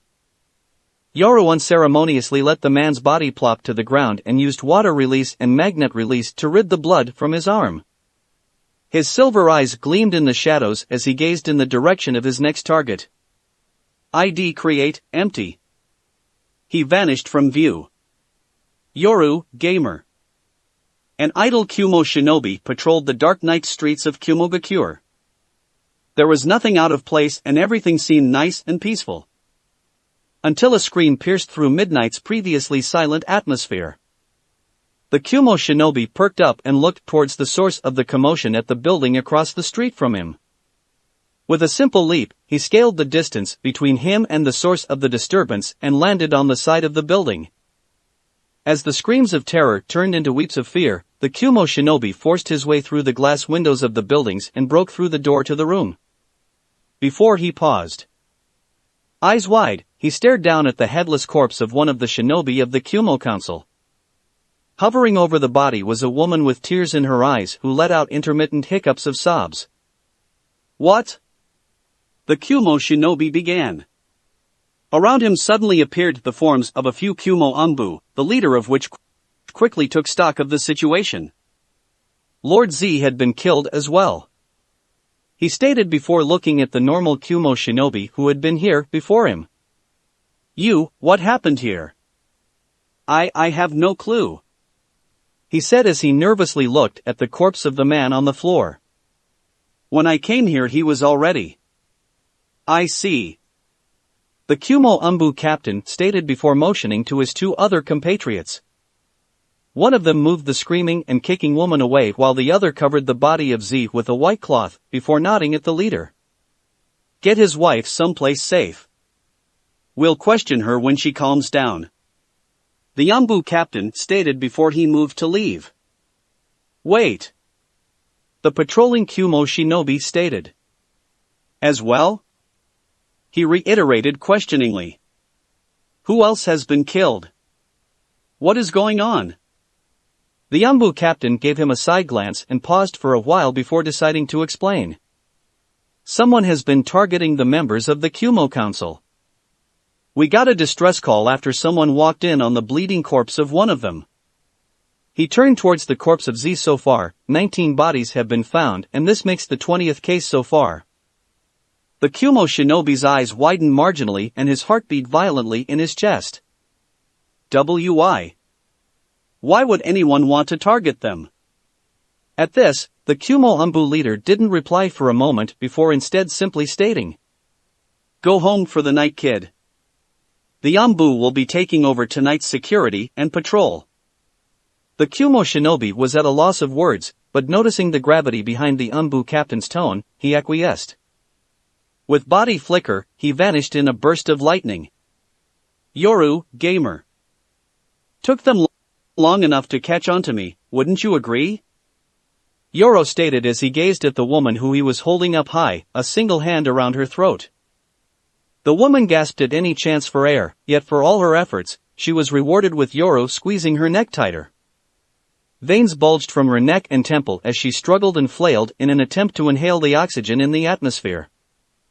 Yoru tilted his head as he sensed the chakra signatures heading towards his direction.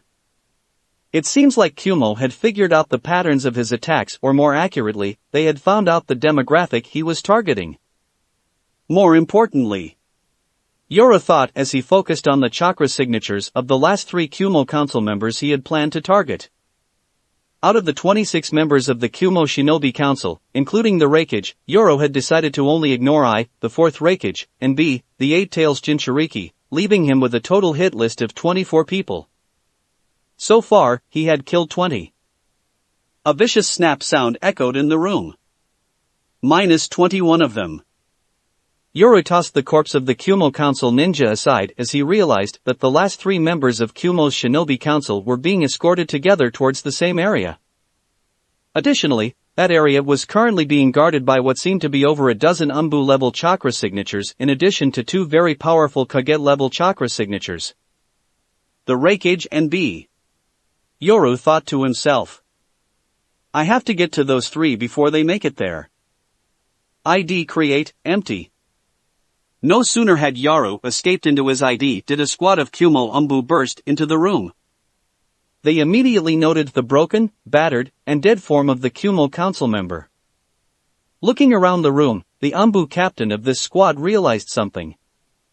The signs of struggle are practically non-evident. He then looked down at the corpse. Lady K wasn't even able to put up a fight before she died. He glanced at her for a moment longer before signaling to his teammates to cover her body with a cloth. The enemy is strong and frighteningly skilled. Yoro rocketed off the structures in his ID as he rapidly made his way to intercept those last 3 Kumo Council shinobi. Buildings collapsed from the force generated from his movement as he zoomed in towards his target. With one more leap, he launched himself through the air before he brutally landed on the ground, spiderweb cracks spreading through the stone-made earth. ID escape. Reality shattered like glass. There was an extremely brief pause as Yoro suddenly appeared in front of the group of Kumo Umbu that had been escorting the 3 Kumo Council members. Sage Transformation Mode. Yoro lifted his head, his golden slitted eyes staring into his enemies. Rejoice. Faster than the Kumo Umbu could react, the ethereal snakes of white energy formed from Yoro's Sage Transformation Chakra Shroud shot out with immense speed. With violent hisses, the snakes pierced through the hearts of the Kumo Umbu members, killing them instantly. You get to witness my magnificence before you die. The 3 remaining members of the Kumo Shinobi Council widened their eyes at the sudden and drastic change in the situation. However, they were professional. Quickly getting over their momentary shock, they immediately dashed forward towards Sage Yoro, realizing that their only hope of survival was to take his life. Responding to their aggressive assault, Yoro promptly retracted his energy snakes and slightly leaned back, narrowly dodging the blade that had been aimed at his eyes. With his immensely augmented speed, Yoro shot out his arm and grabbed onto the hand of the enemy that had just launched the attack. In a vicious maneuver, Yoro snapped the man's wrist before twisting the enemy's hand behind his back. In a fluid motion, Yoro then pushed him into the path of another attacking Kumo shinobi, causing both of them to tumble off balance. The third attacking shinobi suddenly appeared on Yoro's side. Die! The Kumo ninja screamed as he brought down his lightning-coated tanto to bisect Yoro. Sage Yoro looked at him in disinterest. Before the Kumo shinobi could rejoice at his tanto making contact with Yoro's shoulder. Steel release. It snapped. His eyes widened in disbelief. Using this moment, Yoro shot out 5 of his energy snakes to ensnare his opponent in the air. Foolish. The sickening squelch of flesh being pierced resonated throughout the surroundings. Yoro looked the man in the eye before pulling out his hand, a heart within his grasp. All who are foolish enough to face me. Yoro began before tossing away the organ like trash. Do not truly understand the value of life. Yoro released the man, causing his body to plop to the ground before he slightly turned his head to the side. And where do you 2 believe you are going? 9 energy-born snakes shot out from Yoro and entangled the remaining 2 Kumo Council shinobi who had tried to escape. They writhed in terror as they were captured while the white ethereal snakes of natural energy stared down at them with a hiss. Wait, don't dash. Please, SA dash. Before they could complete their sentences, they suddenly screamed out in pain as their necks were bitten by Yoro's natural energy snakes. From the sight of the bite, the bodies of the 2 Kumo shinobi began to petrify as their bodies turned to stone. The petrification spread throughout their entire body as they were continually pumped with wild, unfiltered natural energy. As the last bit of noise left their mouth, their bodies became completely frozen, leaving their face in a perpetual expression of utmost terror and despair. Yoro looked back at them blandly and released the hold his ethereal snakes had on them before he looked to the distance. It's much too late. Gravity did its job as the 2 Kumo shinobi were unceremoniously dropped on the ground, the force of which caused their bodies to shatter apart. Silence reigned. Yoro turned to see the outlines of the rapidly approaching Umbu in the distance. ID create empty. And vanished.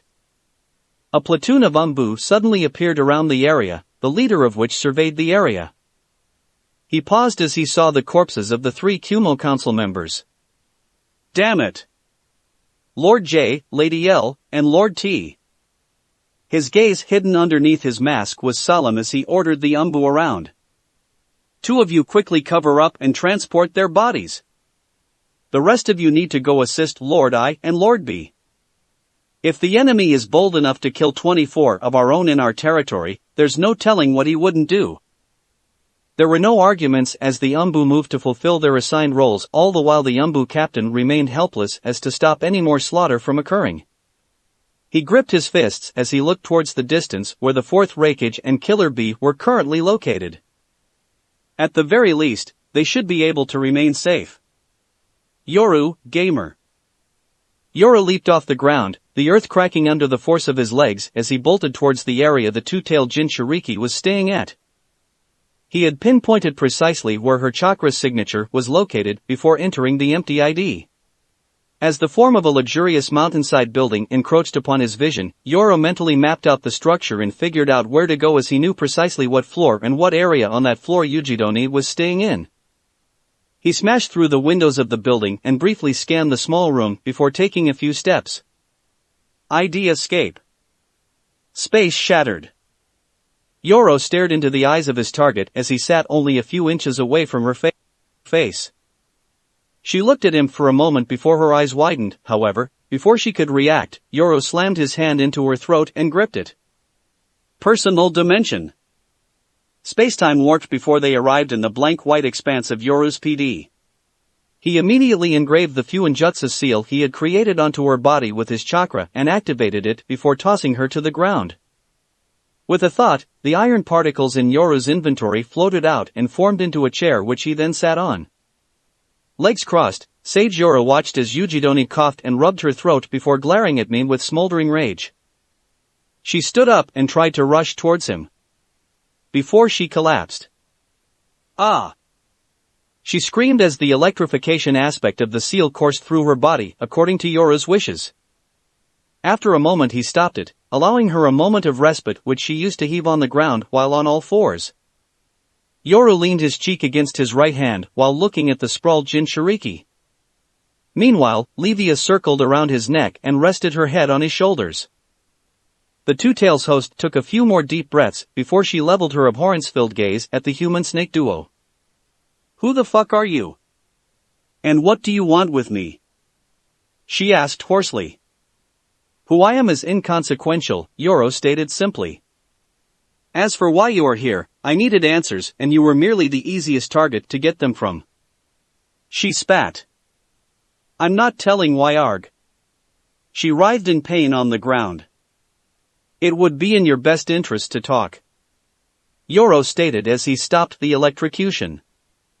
Also, trying to access the Two-Tails chakra is futile, so let's begin this amusing game, shall we? Hiss. Yoru raised a brow. That is quite disturbing, my dear. Hiss. I realize that fact, however, it is unnecessary for me to take it that far. Hiss. Okay, who has been polluting your mind with such drivel? Have you visited Orochimaru in the past couple of days when I wasn't aware? Hiss. I will need to have a peaceful conversation with him. Just tell me what the hell you want. Yujido screamed in annoyance as she heatedly glared at Yoru and Livia. Livia and Yoru looked at each other before looking back at Yujido. Hiss. Indeed, it may be that time of the month. Yujido screamed in frustration and looked like she wanted to eat Yoru whole as she glared at him with immense intensity. Good, it looks like you're now willing to fully cooperate. She ground her teeth before iterating. What do you want? Simple. Yoru said as he looked at her with eyes half-lidded in dismissal. The masked man, tell me about him. For the briefest of moments, her expression flickered and Yoru could sense a change in her emotional state before it reverted back to normal. I don't arghh. He watched apathetically as she thrashed on the ground in agony. I'll only tell you once, do not dare lie in my presence. His gaze bored deeply into her own. I will know. She took a few short breaths before looking at me apprehensively. How do you know about him? Only the Kumovikure Council and some administrators should have knowledge of him. Ignoring my question any further will incite my displeasure. She gripped her fists and stared at Yoru for a moment before explaining. I myself don't know much about him except that he came here with pertinent information about Konoha's defenses and how they would suffer from an attack in a few days. Yoru eyed her and inclined his head. Continue. She took a breath. I'm not aware of how he convinced the majority of the council to agree to his plans, as I was only told about some aspects of the meeting by the Reikage. What are his plans or goals? She paused in silence for a moment. There is one thing. She began. I was told that he was part of a mercenary group known as the Akatsuki and that he was offering his services to destroy Konoha. It might have been to spread the name of his group, as I know that Iwagakure had agreed to be a part of his plan. Yoru stayed silent to ruminate over that little tidbit of information. Interesting. Yoru stated after a while. Silence reigned between the Jinchuriki and the sage. And then? What more do you want? Yoru focused my eyes towards her at her question. Do tell. Yoru began. What would have happened to my dear Mito had your shinobi been successful in their endeavor? Her eyes widened. I have no ARGH. The Two Tails host is always someone very closely related to the Reikage. Yoru said simply, watching as electricity sparked off of her form. It is unlikely that someone of your status would be unaware of the important decisions made within Kumo's council. She heaved on the ground as stray arcs of electricity sparked off her form before looking at Yoru darkly. You already know what would have happened. I want to hear it from your mouth. She clenched her teeth, her arms trembling from either rage or the electricity. She would have been used to create an Uzumaki clan within Kumo. She looked up at Yoru with a glare. She would give birth until she couldn't anymore, and then her body would be tossed to the trash. Is that what you want to fucking hear? You feel satisfied now? Along with her shout, she broke out of Yoru's seal, more like Yoru released the hold the seal had on her, and charged at him, her body shrouded in a dark red, nearly black layer of chakra, two tails swaying behind her. The pristine white ground beneath her cracked under the force of her transformation and launch. Her crimson form rapidly inched towards Yoru. His expression remained unchanged. He simply raised his hand, his expression serene as he remained sitting. An immense shockwave exploded from the impact between Yujito's fist and Yoru's open palm. A turbulent wind formed as a result of the collision, causing both individuals' hair to wildly sway. The Jinchuriki's eyes widened as she saw the ease at which Yoru blocked her. With no time to ruminate, Yujito called on more of the Two Tails chakra, a blue fiery shroud of energy beginning to cover her body in respo. Thump! She suddenly froze. Eyes wide, Yujito coughed out a mouthful of blood, the crimson liquid dripping down her chin. She slowly looked down to notice Yoru's arm rammed through her gut, electricity sparking off his hand. Her shroud receded and her vision swam as blood began to pour from the wound in her abdomen. Yoru yanked out his hand and spared her a disinterested glance. You should have started off with that. Blood pooling out the gaping wound in her stomach, Yujito took a few steps back and heaved massive breaths before she dropped to a knee. With that, Yoru ordered one of the ethereal snakes coiling around him to face her. No sooner did a dense amount of energy beginning to coalesce within the energy-born snake's mouth, a bright white glow accompanying its formation. With you out of the picture, Kumo will be left even more defenseless. In addition to the lives of those foolish council members, I will consider me and your village even. Regard this as reparations for your village's asinine attempt at taking someone I dearly cherish. However, you should be grateful. Sage art, storm style. Yoru tilted his head and gazed at her dispassionately. You have the honor of dying by my hands. Light Fong. As fast as the speed of light, a white beam of energy shot out from the snake's mouth and penetrated Yujito's head before exiting out the other end. A pause. Her body stayed upright for a moment as her eyes remained wide. Before she slumped to the ground. Dead.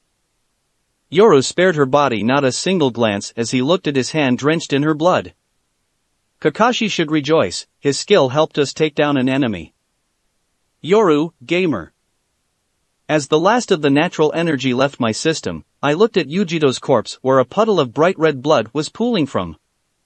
That needs to be cleaned up. It's ruining my PD's white floors. Hiss. I looked at Livia with a raised brow. Alright, then, it's all you. She hissed and slithered towards Yujito's body before she paused there. Suddenly, she opened her mouth. However, what happened next was something I did not suspect.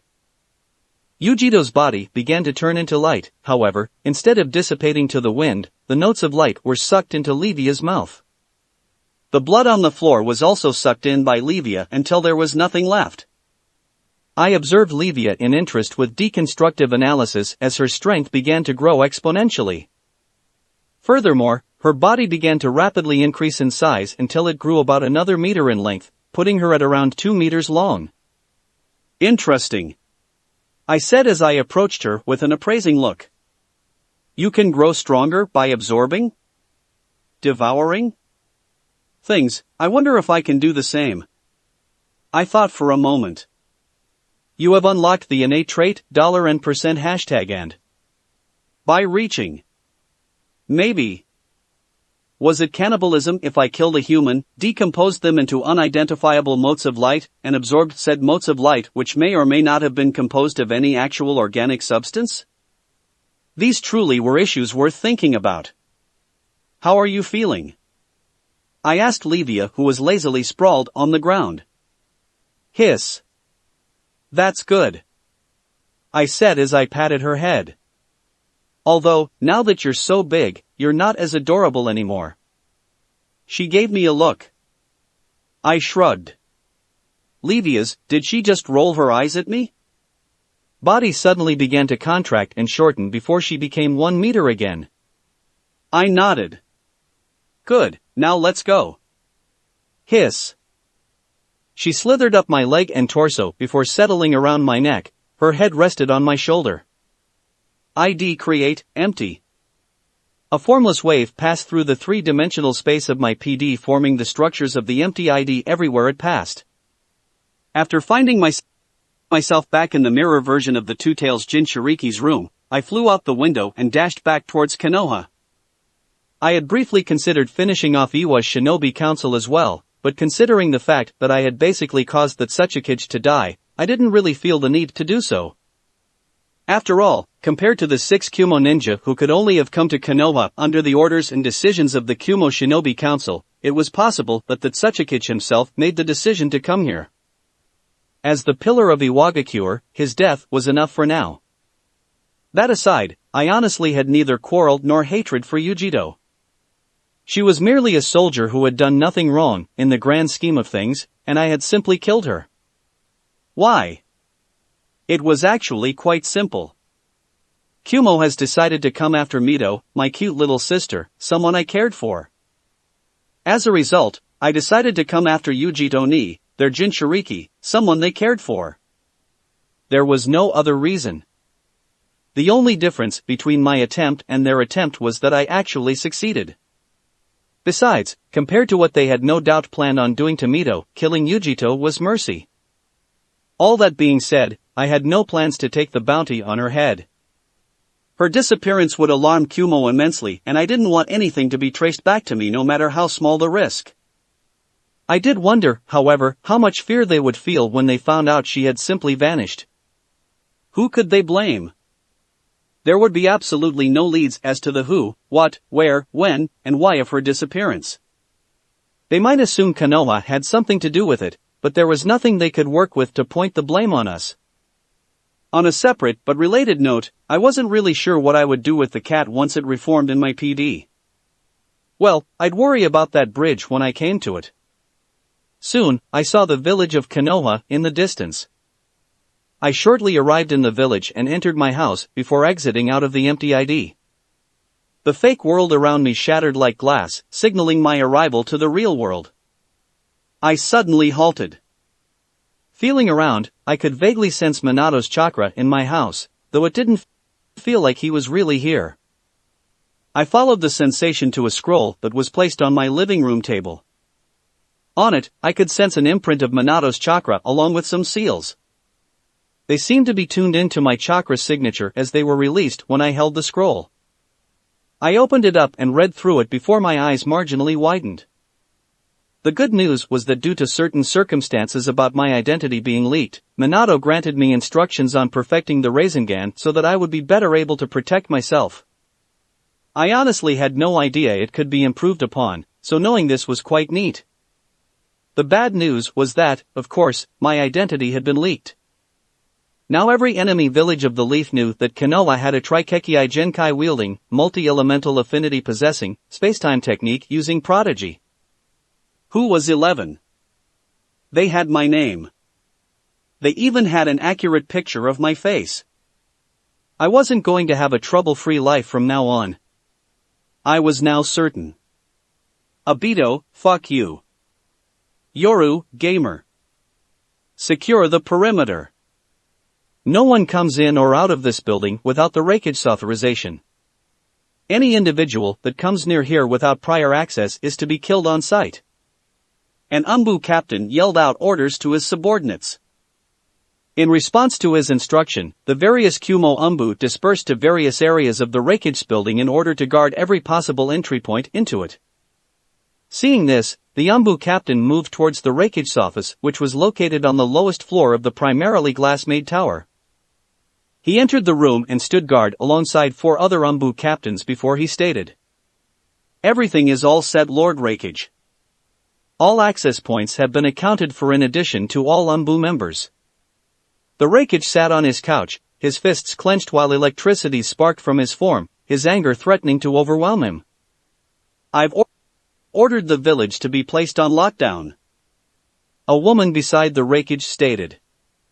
She was a dark-skinned young woman with green eyes and light gray hair worn in a bun. She wore very formal attire consisting of a long-sleeved, high-collared dress shirt and skirt, along with a pair of long earrings and sandals. "What else should we do, Lord Raikage?" The 4th Raikage, grit his teeth as more electricity sparked on his body before he gave a short yell and slammed his fist into the couch, completely destroying the innocent furniture. "Mabui, do we have any idea who the intruder is? How did they get through our blockade? Or why they're targeting our council members?" "No, sir." Mabui, the dark-skinned woman besides stated. "But if they keep up this pattern, they'll have to target you and be next, and this time, we'll be prepared." "Damn it!" I yelled in frustration. Suddenly. "Yo, big bro. Don't let this situation trouble you so. Even though we can't find our enemy, at least we've still got you and me." Yahi. Everyone, except that actually wasn't too terrible. B. The Raikage yelled in annoyance. "I swear if I have to hear another one of your shitty raps right now. There's no need to look so glum and icky. Especially not when you've got your bro killer B." Ha-hee. The Raikage's temples twitched and veins popped from his head as he fought the urge to strangle B. He then sighed. "You're right, there's still the 2 of here." He then stood up and walked towards the window where the entire village was in full view. "And as long as we're still around, there's nothing that can dash. Lord Raikage. It's terrible." A voice screamed from behind the door to the Raikage's office. "What now?" I yelled as he motioned the Umbu to open the door. An Umbu member came tumbling in, distress visible in his motions.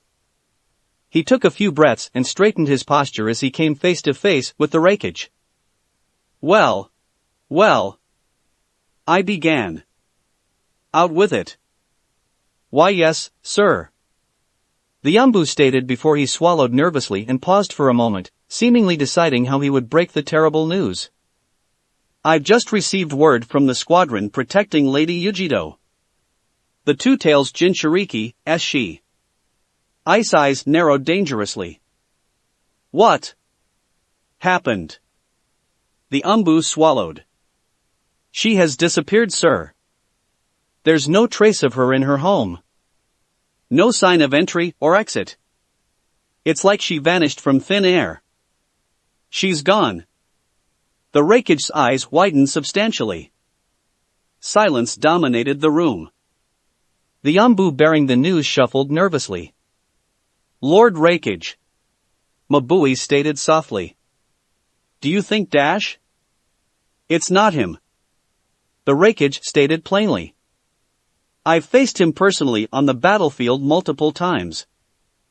I know that if he had a problem with us, he would tell us up front. Besides, it would have been impossible for the fourth Hokage to place one of his death tags on Yujito because they'd never met. Then, this is someone different, the Rakige stated. And even if we assume they're from Konoha, now that we've lost Yujito, trying to go to war with them is suicide. Even if we joined with Iwa and Kiri, we might still not win. Mabui sighed. So, are we simply going to do nothing? TCH. I told those fools that the repercussions of this decision would be on their heads, only I never figured it would be so literal.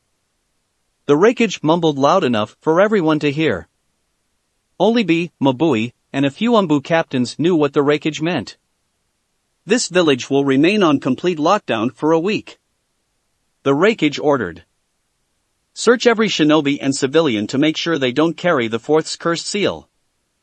Bring back all our on-duty shinobi back to the village and fortify our borders. As Konoha is now, we will have just had to swallow this loss bitterly. While the Rakige had the temper of a starving lion and was at times odd in his mannerisms, let it not be said that he wasn't worthy of becoming a Kage. Mabui nodded and looked to the Umbu who had come bearing the bad news. You heard the order. Yes, ma'am, he stated before disappearing from the room. The Rakige gazed out towards his village below from his office. No one knew what he was thinking. Yoru, gamer. Orochimaru stared at a syringe on his desk while deep in thought.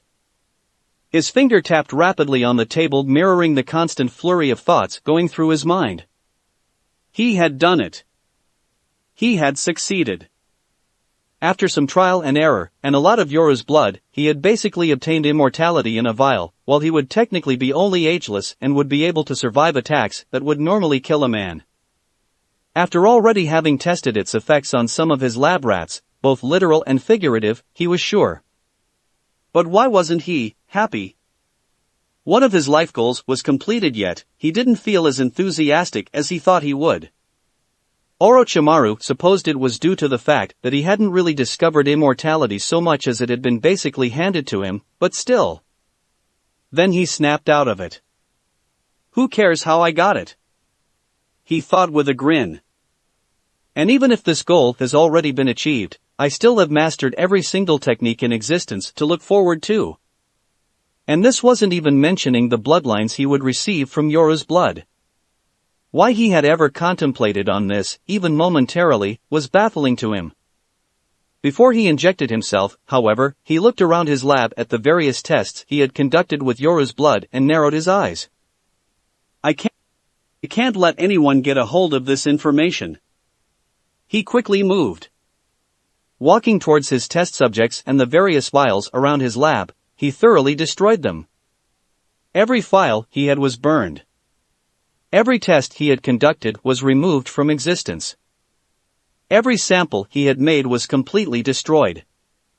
Everything Orochimaru had worked on in regards to Yoru's blood and immortality was turned to complete scrap. He was not going to let anyone get a hold of his previous research material because if there was one thing humans deserved the least, it was immortality. Who knew what kind of pandemonium would spread if people knew they could be given immortality rather easily as long as they had some of Yoru's blood? Orochimaru could not let that happen for Yoru's sake. And because of his own selfishness. But mostly Yoru's safety. Everything regarding this subject would remain in his brain where it would be inaccessible to anyone other than himself. With everything said and done, he looked around his lab and made sure all his security features were in place. After doing that check, he picked up the vial with a grin and looked at it appreciatively. Before jamming the needle into his arm and injecting the fluids. Thump. NGH. Orochimaru faltered as a bead of sweat dripped down his face, yet his expression remained excited as he felt the changes going through his body. The pain from the changes was unimaginable as the concoction seemed to remake his body on a cellular level. Despite this, the hunger, desire, and excitement on his face continued to exist. He could feel his body regressing to its prime. It wasn't like he had been too old now, but Orochimaru knew it would literally only have been a matter of time. Now, however, time would matter to him no longer. And after what seemed like hours, it was over. Orochimaru began breathing heavily as he used his desk to support himself before plopping himself on a chair. He eagerly looked at his hands and clenched his fists. He felt and looked a bit younger. With narrowed eyes, Orochimaru took out a kunai and opened his shirt before running the sharp knife diagonally across his torso. The knife wound was deep with his internal organs being slightly visible, yet his visage grew enthused as the deep cut started to rapidly heal on its own. In no time, it was as if it was no longer there. Not even a scar remained. As for testing whether he was ageless, he had come to this conclusion based off of his tests and not off of any long-term studies. After all, to test something like that would require a substantial amount of time. Regardless, Orochimaru knew he had done it. And to think he had been planning on abandoning Konoha in the past in pursuit of this goal when everything he needed had been here with him the entire time. Finally, Orochimaru thought as he cracked his fingers while clenching them tightly, a wide grin plastered on his younger face. Immortality. That's it for this reading. Hit like and subscribe for a free ticket pass going to the different worlds of anime fanfiction. Looking forward to having you on board again.